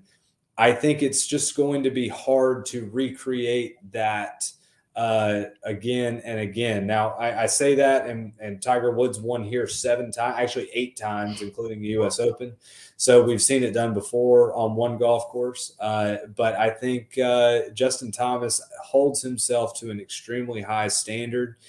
That's why he made the really difficult decision to part ways with his longtime caddy last year and bring in Bones, who is one of the arguably best caddies of all time with his career with Phil Mickelson, to bring him in order to win more events, to compete and win more major championships. So I think that experience that Bones brings to JT is going to help him in what should be a 2-horse race this weekend. Fantastic. While the men, by the way, are out west, the ladies have been back east. Last week, Danielle Kang at 16 under won the Hilton Grand Vacations Tournament of Champions down in Orlando, and currently Lydia Ko leads in Boca in the Gamebridge LPGA at Boca Rio. Nelly Corda won this event last year.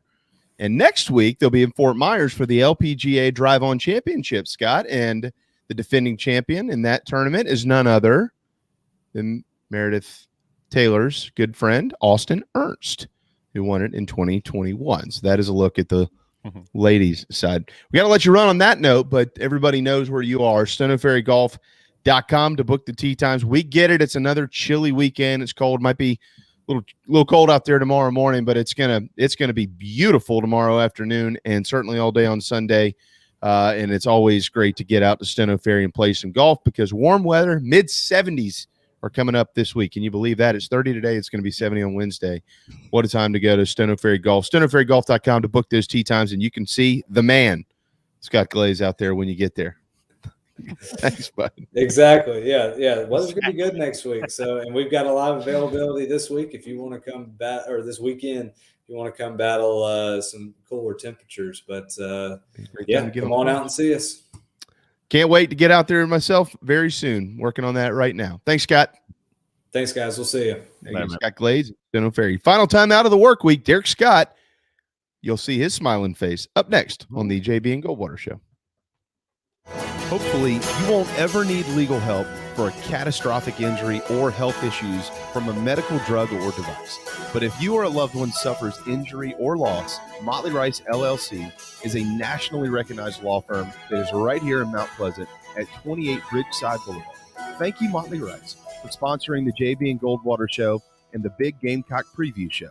Visit motleyrice.com for more. motleyrice.com. This is Mike Mazzell for Stokes Volkswagen on Ashley Phosphate Road. You know what happens when you sell record numbers of new vehicles? That's right. We take in record numbers of local trades. Despite what the news is saying, quality pre-owned vehicles really aren't that hard to find. You just need to know where to look. Stokes Volkswagen on Ashley Phosphate and on the web at stokesvw.com. We've got over 1,200 pre-owned cars, trucks, SUVs, and all at a fraction of the price when new. Every vehicle has been inspected and reconditioned, many with the balance of factory warranty. Best of all, at Stokes Volkswagen, you don't need perfect credit to get approved for a quality pre-owned vehicle. And we'll take any trade in any condition, even if you owe thousands more than it's worth. Don't forget, we'll buy your car even if you don't buy a car from us. You're going to love our pre-owned selection, I guarantee it. So come see us today at Stokes Volkswagen on Ashley Phosphate or stokesvw.com. Peace and love at Stokes VW.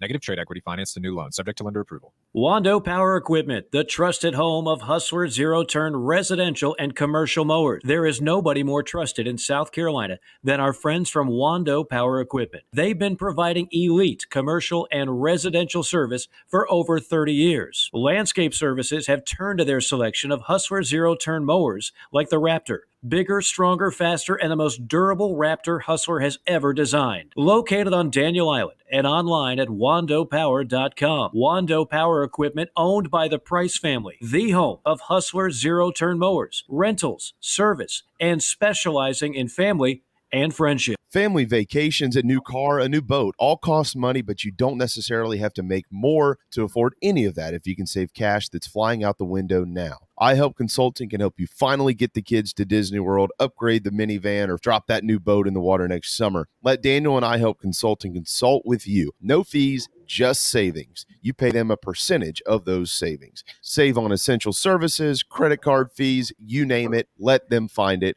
These folks are incredible. iHelpConsulting.com. How can I help you? You hear me talk about Dog and Duck all the time, and there's no other place I'm going to watch my college and NFL than the Dog and Duck. They have 3 locations, Bell Hall, Park West, and Clements Ferry Road. They have specials all football season long, like $12 pitchers of their own D2 brew, $5 pints of Sierra Nevada, weekly pick'em sheets with prizes, and the best wings in town, bar none. For all your football, college, and NFL, the Dog and Duck, Clements Ferry Road, Bell Hall, and Park West.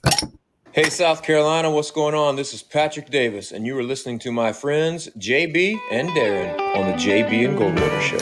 Papa top again.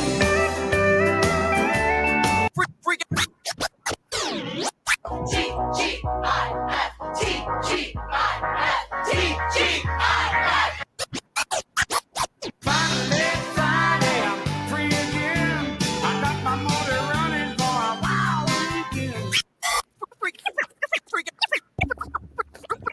freak out, y'all.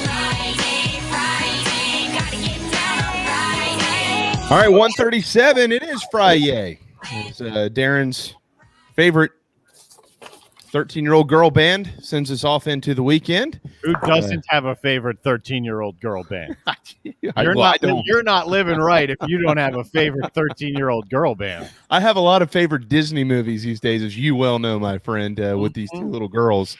I could unfortunately spew out like every line of every Ice Age movie ever and things like that. He doesn't have to worry about, unless he's watching Ice Age on his own and we don't know about it. Derek Scott is probably much more tuned into college basketball, baseball, all those things that I miss.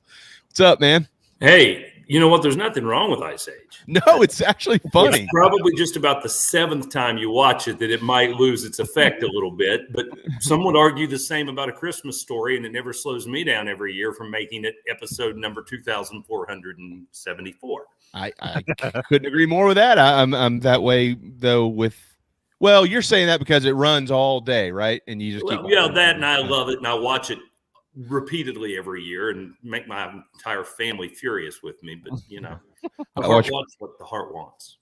Yeah, Christmas Vacation would be my flick, but we've had to pump the brakes on how often we can watch it because little ears are around now. Yeah. Old Clark and Eddie, they don't do me any favors. But it is what it is. So, all right. Well, for those who maybe this slipped by them, but there is an SEC Big 12 Challenge this weekend. Probably the two best leagues in college hoops are battling it out to see maybe who's the best, if you want to look at it like that, in the end of January. But Carolina is one of 4 SEC programs that is not a part of that. Derek, if I'm correct, they'll be back on rotation next year and in that. Is that right? I believe so, but sometimes it kind of feels like there's no rhyme or reason to how that works. Because, let's be honest, it's not like Kentucky's ever out of rotation. No. There are just some of us are out of rotation. I don't know if you heard Carolina calls last night, but I made the mistake of asking Frank about whether he preferred not having to worry about it and not having that extra conference schedule date as some of these teams have playing pre-New Year's, or if he would like to test his team against, Big 12 competition. And he looked at me like he wanted to punch me because I know it's not a subject that it irritates him, I think, to put it mildly, that we don't get invited as much as he would like. So, yeah, he wasn't going to talk about it on the air, but I definitely don't think he's a big fan of how it is scheduled in terms of who's in and who's out.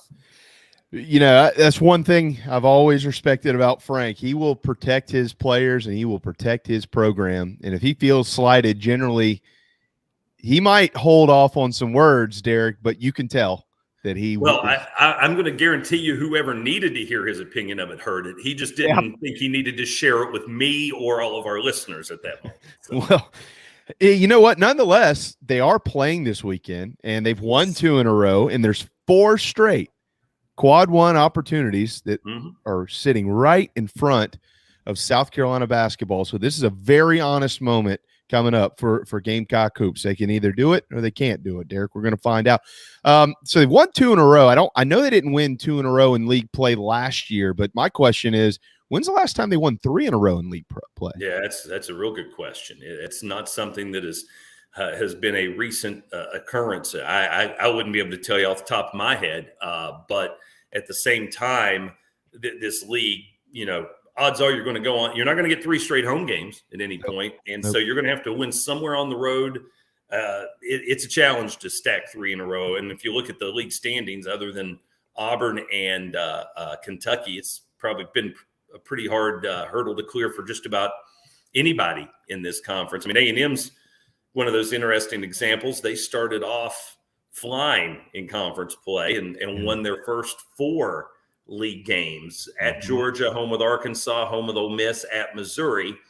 And people were like, wait a minute, where'd this come from? But in hindsight, that may have been a pretty well-designed start to conference play as far as winnable games stacked up.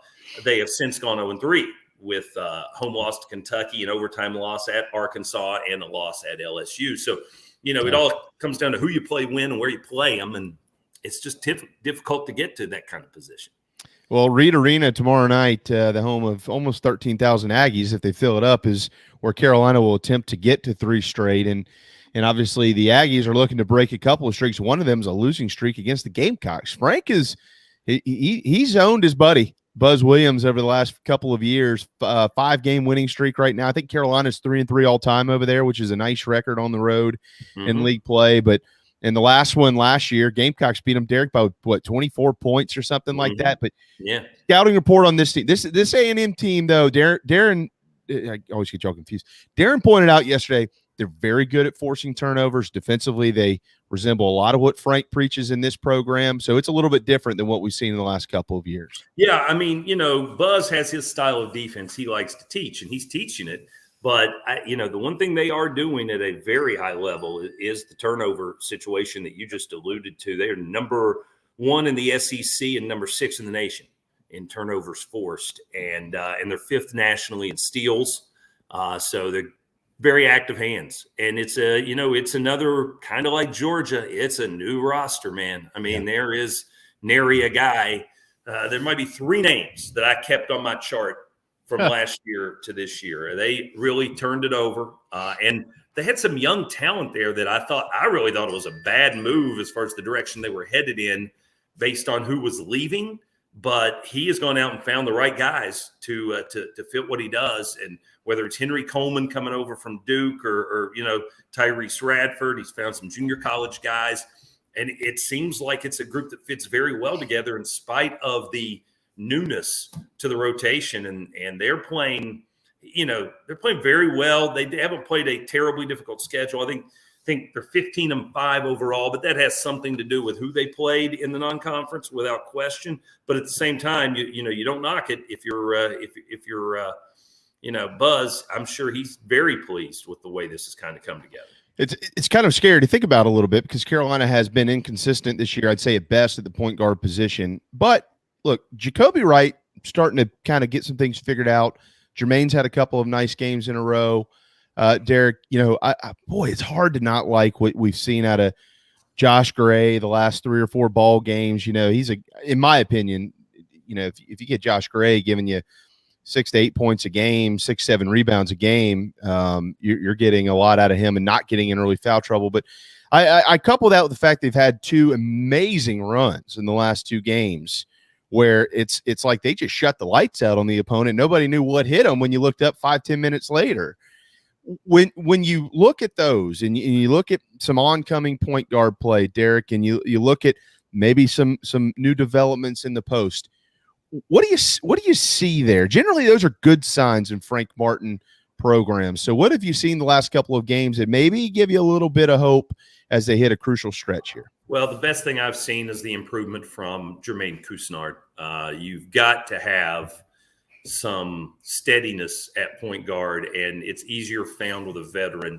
I mean, Devin Carter had that, what now looks like a little bit of a blip on the radar at Arkansas where they threw him in there as the starter, and he went for 20, and maybe that was a particular matchup. I don't know. We didn't get a real fair chance to see how he handled Georgia because he suffered that injury relatively early, but that's what allowed Jermaine's minutes to go back up, and he excelled. And then Saturday, Devin really looked like he was in a bad spot as far as you almost felt like, okay, wait a minute, maybe this isn't such a good idea. He does not seem at all comfortable in this setting as far as running the offense against a team that forces a lot of turnovers like Georgia does. And then you turn it around and think, well, wait a minute. Or I should say like Vanderbilt does. And now you think, well, wait a minute, A&M's even better at it than Vandy is. So I wouldn't be shocked to see Jermaine back in that starting lineup based on these last 2 games and based on Devin's struggles on Wednesday. That to me is where it starts. But yeah, I mean, I asked Frank, I said, hey, people keep saying, when's he going to shrink his rotation? When's he going to cut this thing back to 8 guys? And he made it very clear last night. He had no intention of doing that. He's got guys right now who are all finding ways to contribute, and he doesn't have anyone who's running away at a position and basically saying, you have to leave me out there for 35 minutes. The closest thing to that was what we saw from James Reese on Wednesday, but that was because of the presence of Scottie Pippen. I mean, don't get me wrong, Reese goes for 19. That's huge. But he stayed on the floor as long as he did because he's the one guy who can stay with Scottie Pippen, fight through all those ball screens. Well, you won't have that against A&M. There's no individual like that on that A&M roster, thank God.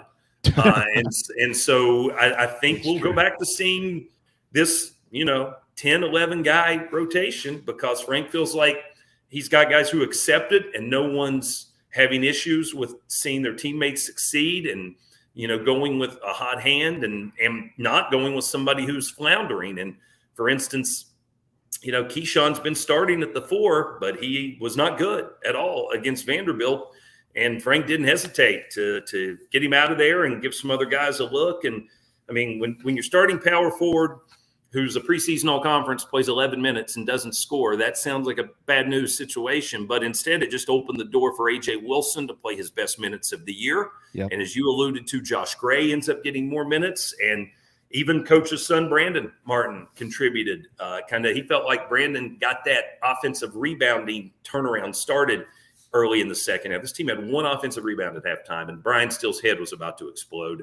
And they finished, I think they had 14 second half offensive rebounds. That's a change of approach, and it's an energy thing, and you can get that from somewhere different every game if that's what it takes. So how can they start better, right? I mean, it's a simple question with a much more complicated answer, but you can't wait till the second half to put a run together and expect to go to Texas A&M and beat them. So what's the key to playing the second half way when the ball tips? So Darren, you're saying that it's easier to come back from double digits at home than on the road? Is that what you're theory? Against Vanderbilt in Georgia. Okay, Yeah, you're right.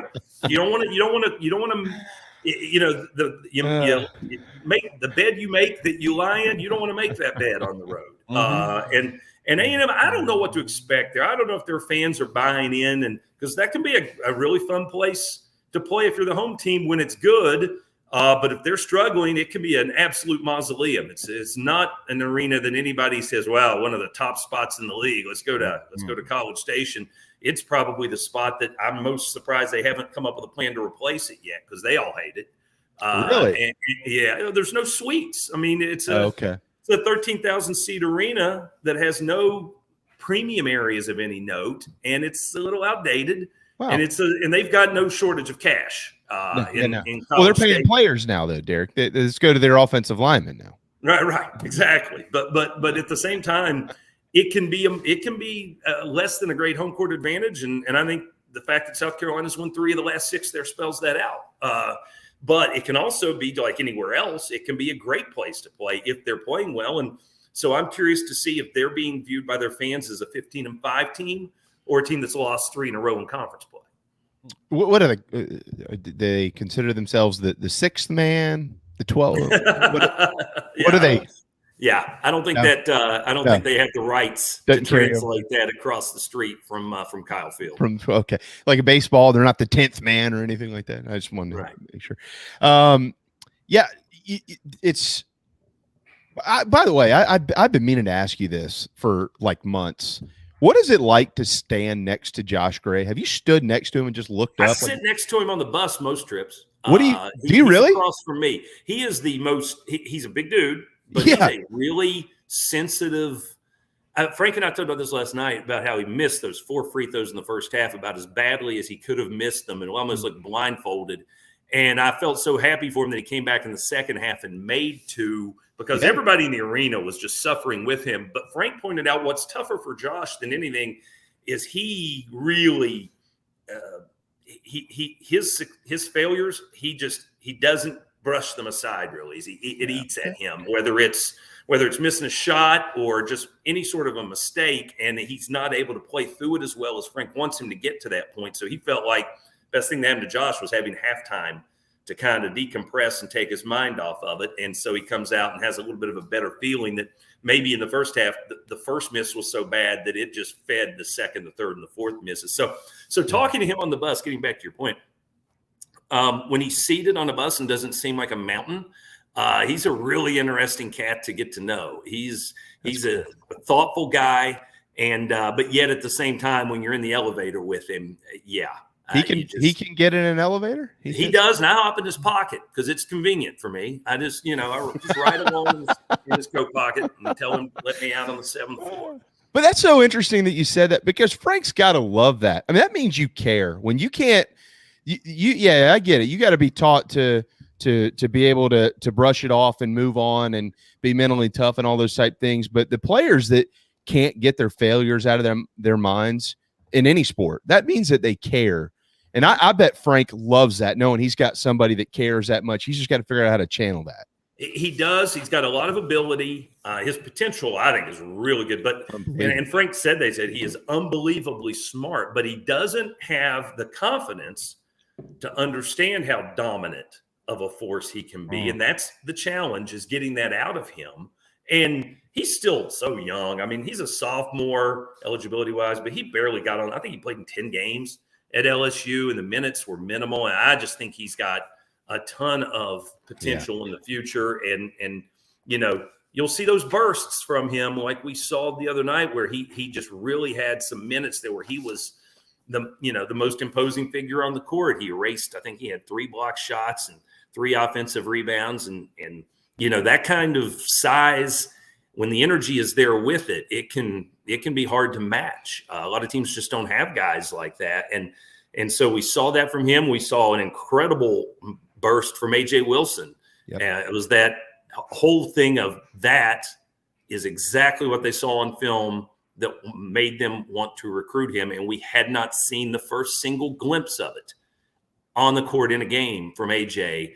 And it's almost kind of like he came here thinking of what this program could do for his future. And that's a fair reason as a grad transfer to approach things. But I think now what they've been saying is, no.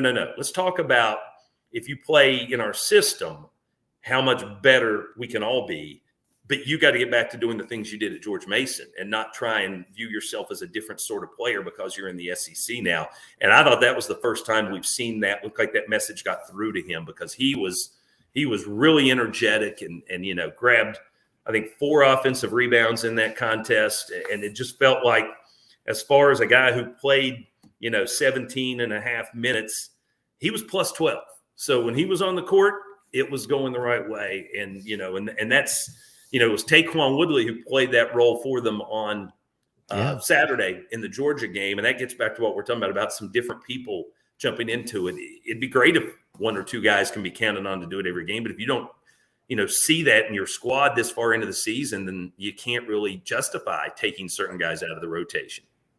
This team is talented enough to dance. I've been saying this all year. If it can click, they can be dangerous. It's got to click. What's with this quickly here? Then I want to ask you a baseball question. I'll let you get out of here. But you got a 2-game road. It's a brutal stretch of games coming up for South Carolina, as we know. But the next 2 are on the road. By the way, are you staying out with the team, or are you coming back? You're staying out there, right? Oh yeah, they don't give me a private jet, so where they go, I go. I didn't know. I say kudos to the athletic department for allowing this, because I've seen this sort of proposal a million times in my career at multiple schools, and it always gets shot down for reasons either of saying, well, it's going to cost too much, or we cannot justify these kids not being in class if there's any way we can get them in class. And I get that. But when you're seeing your academic person on the road with them, I mean, we're going to play at 8:30 Saturday night. We're out of there at midnight at the earliest, 2:30 landing on Sunday morning, and then you turn around on Monday afternoon and go back to Starkville. What are we doing? That just doesn't add up. So the fact that they allowed Frank's request to go through, and this team's just going to stay in College Station for 3 nights and practice at Texas A&M, because Buzz and Frank are such buddies that he knew that'd be one guy he could count on to be flexible and work with him on that. And so that's what we're doing.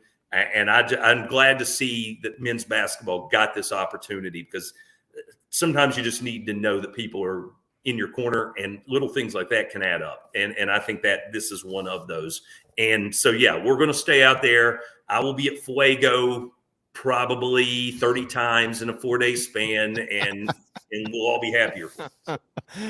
So that's not something that we can get on the internet and say bad things about Coach Tanner about, right? He's no, the opposite. I just wanted to be clear here. It's not something we can hammer Coach Tanner on, right? Now we can go check the parking lots around Williams-Brice. If there's a cup or something laying in the parking lot, go get Ray. Actually, Frank, Shane's helicopter blew all those away. I was about to ask if y'all were going over on the what did JC call it? The cock chopper. Yeah, I heard what he called it. I'm glad that came out of his mouth and not mine. I don't think we're going to get access to that. And my lifetime experience in a helicopter was when I was a young radio guy and had to do traffic reports during the Tri-State Fair and Regatta. So I just assume not ever have to relive that. If it's okay with everybody. Dude, I've been in a helicopter myself. It's Santa Land in Cherokee, North Carolina. It's a ride. You just go around and it never even gets off the ground. It just stays on the ground. It just goes around. It's a carousel helicopter, whatever. Well, what's important these next two games on the road in your mind? What is important? They've won 2 in a row. They've got a little confidence, Derek. Goldwater's got it right, man. We got to get out the gate better. I mean, it's wonderful that we've final 10 minutes of the game over the last 2 games. South Carolina's outscored the opponent 59-20, but you're unlikely to do that again. So how about we start off well and kind of take and granted they did that at Arkansas and it didn't hold up, but I think there is a lesson to be learned from, get out on a good start on the road and then be prepared for the inevitable rush from the home team, withstand that, and then see if you can, battle them out in the last 10 minutes instead of counting on some crazy, 15-1 or 24-0 run to bail you out. Before I let you run, I know you've been spending much more time with Coach Kingston. They're set to scrimmage today. We'll obviously, over the next couple of weeks, learn a lot more about this baseball program as they get ready to kick off 2022. But what have you learned from Mark? He's got largely a new staff, even though Scott Wingo knows his way around Columbia pretty well. And he's got a bunch of transfers, got a bunch of new faces around the program. What's the feel been like from the head coach leading into the year? He's got options as far as how he approaches this year. And that's the one thing he and I talked about a lot Tuesday before we went on the air, and even some on the air, is that he's got to figure out how he wants to play. He doesn't want to be as right-handed heavy as he was last year. That much I know is kind of set in stone. We're going to have more lefties in the lineup. We're going to have more balance. But he's got some guys who can give him more speed and others that can maybe take a more power-oriented approach. And he's got to decide which way he wants to play. And that may not be something he has to make a commitment to in February, but eventually you got to figure that out. And then the bigger questions to me are, who fits where with this pitching staff. Yeah. I think that lineup, I won't say the lineup's set by any stretch, but it's more set than he might let on. I think he's got some decisions made that he certainly is not going to announce right now because he wants everybody to keep competing. And I wouldn't ever question that. But I think that the bigger question is, after Friday and Saturday starters, who else is where?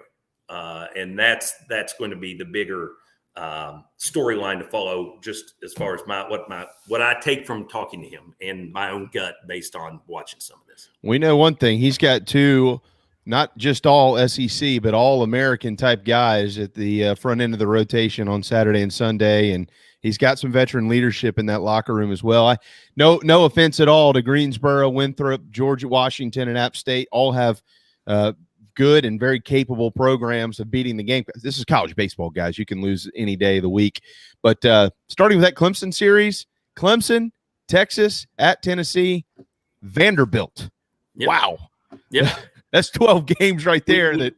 We did that last year. Yeah. But the problem was we were at Texas. Yeah. This year, at least the preseason #1, according to D1 Baseball, will be coming here for 3 games, so they don't have that distinctive home field advantage that I'd never seen a place that played strongly to the degree that Dish Falk did, where it was like, now I see why they play what style of baseball they play, because this stadium demands it. You can't win playing the way we played there, and that was epically frustrating. So I'm glad we'll get to play it in our ballpark this time. God, there's no question, Derek. That was, yeah, I agree. There's some people have advantages and disadvantages, but that place is a total advantage to Texas, and they've built their club around it for years. And it just is what it is, and they're really dang good. Hey, man, safe travels in the cock chopper or whatever jet you take to. Hey, I'll tell you the story of our jet. It's DEI, man.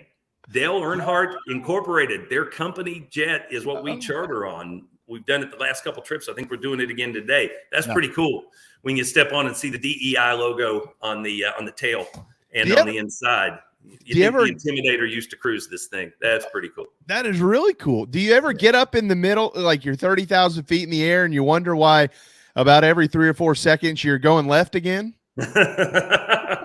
Yeah. We when we taxi, it gets a little cramped. We are a little bit restricted. Hey, and guys, as I go out the door, also, it's 2 p.m. right? So there's good news coming. Yeah, you guys are going off the air, but there's going to be some good news coming out here in the next few minutes. Pertaining to what? You'll find out, man. Things that I would know about. So that narrows it down pretty far. is not the South Carolina High School League? Not a lot of no. Talking Gamecocks. Not a lot of breadth to my area of insider knowledge. So yeah, good news coming. Does it pertain to football? I told you it's in my area of expertise. So why would I be talking about football? Yeah, me. Your area. My world. Yeah. Well, so just good news coming. Good news coming. Football just got a commitment from a grad transfer running back. So but we're waiting on your okay. Yep. All right. Now everybody's going to be going refresh, including me. Derek, safe travels. And go get them. We're going to put this on your shoulders. So we'll call you next week before. Let's see. Who do we have next? Who's next Saturday? Is that Kentucky or is that Tennessee? Who's Tennessee? Next Saturday's Tennessee. All right. So when we call you next week, let's see. A&M, Mississippi State. I expect both of those to be quad one victories. And then we'll talk about how to beat Tennessee. Okay. That works for me. Hey, and good call on the wings at home team, guys. Oh, yeah. Oh, I forgot. They were good, weren't they? Last night, and that was very, very good. That will not be the last time. It was the first, but it shall not be the last. You did dip them in the Alabama white sauce, right? I did not, because I'm not a dip guy. Oh, yeah, Go figure. I'm a little finicky on that side. I'm anti-condiment. I live in an anti-condiment world. So does my daughter. I mean, she gets ketchup with her chicken fingers. And it's like throw it across the table. Yep, I'm with her. I'm with her. Yeah, she gets away with it probably better than I do, but I'm with her on that. Yeah, you can't. No, that's not. Adults get thrown out of restaurants for that. Yeah. Well, all right, guys. Safe travels. Glad the wings were good. Thanks for your time. All right, we'll see you. There you go. Derek Scott, the great voice of Gamecock basketball and baseball, and apparently pay attention to Twitter, he says. It's 2 p.m. Pay attention to Twitter, he says. And he also says it is not the news of Columbia running back Dante Lil Turbo Miller committing to South Carolina. He calls himself Lil Turbo. That's your key. He calls himself. Well, he does run like a 4.28 40. That's pretty moving. All right. Thanks to Derek and Scott and John Whittle and Darren Goldwater and all of you. Man, y'all have a great weekend. It's finally Friday. We'll see you Monday at noon. Chiefs win and 49ers win. Chiefs and Rams. I've already said I think Rams are winning the Super Bowl. Go Debo. Debo has 500 yards of total offense this weekend. See you Monday. Can't get to the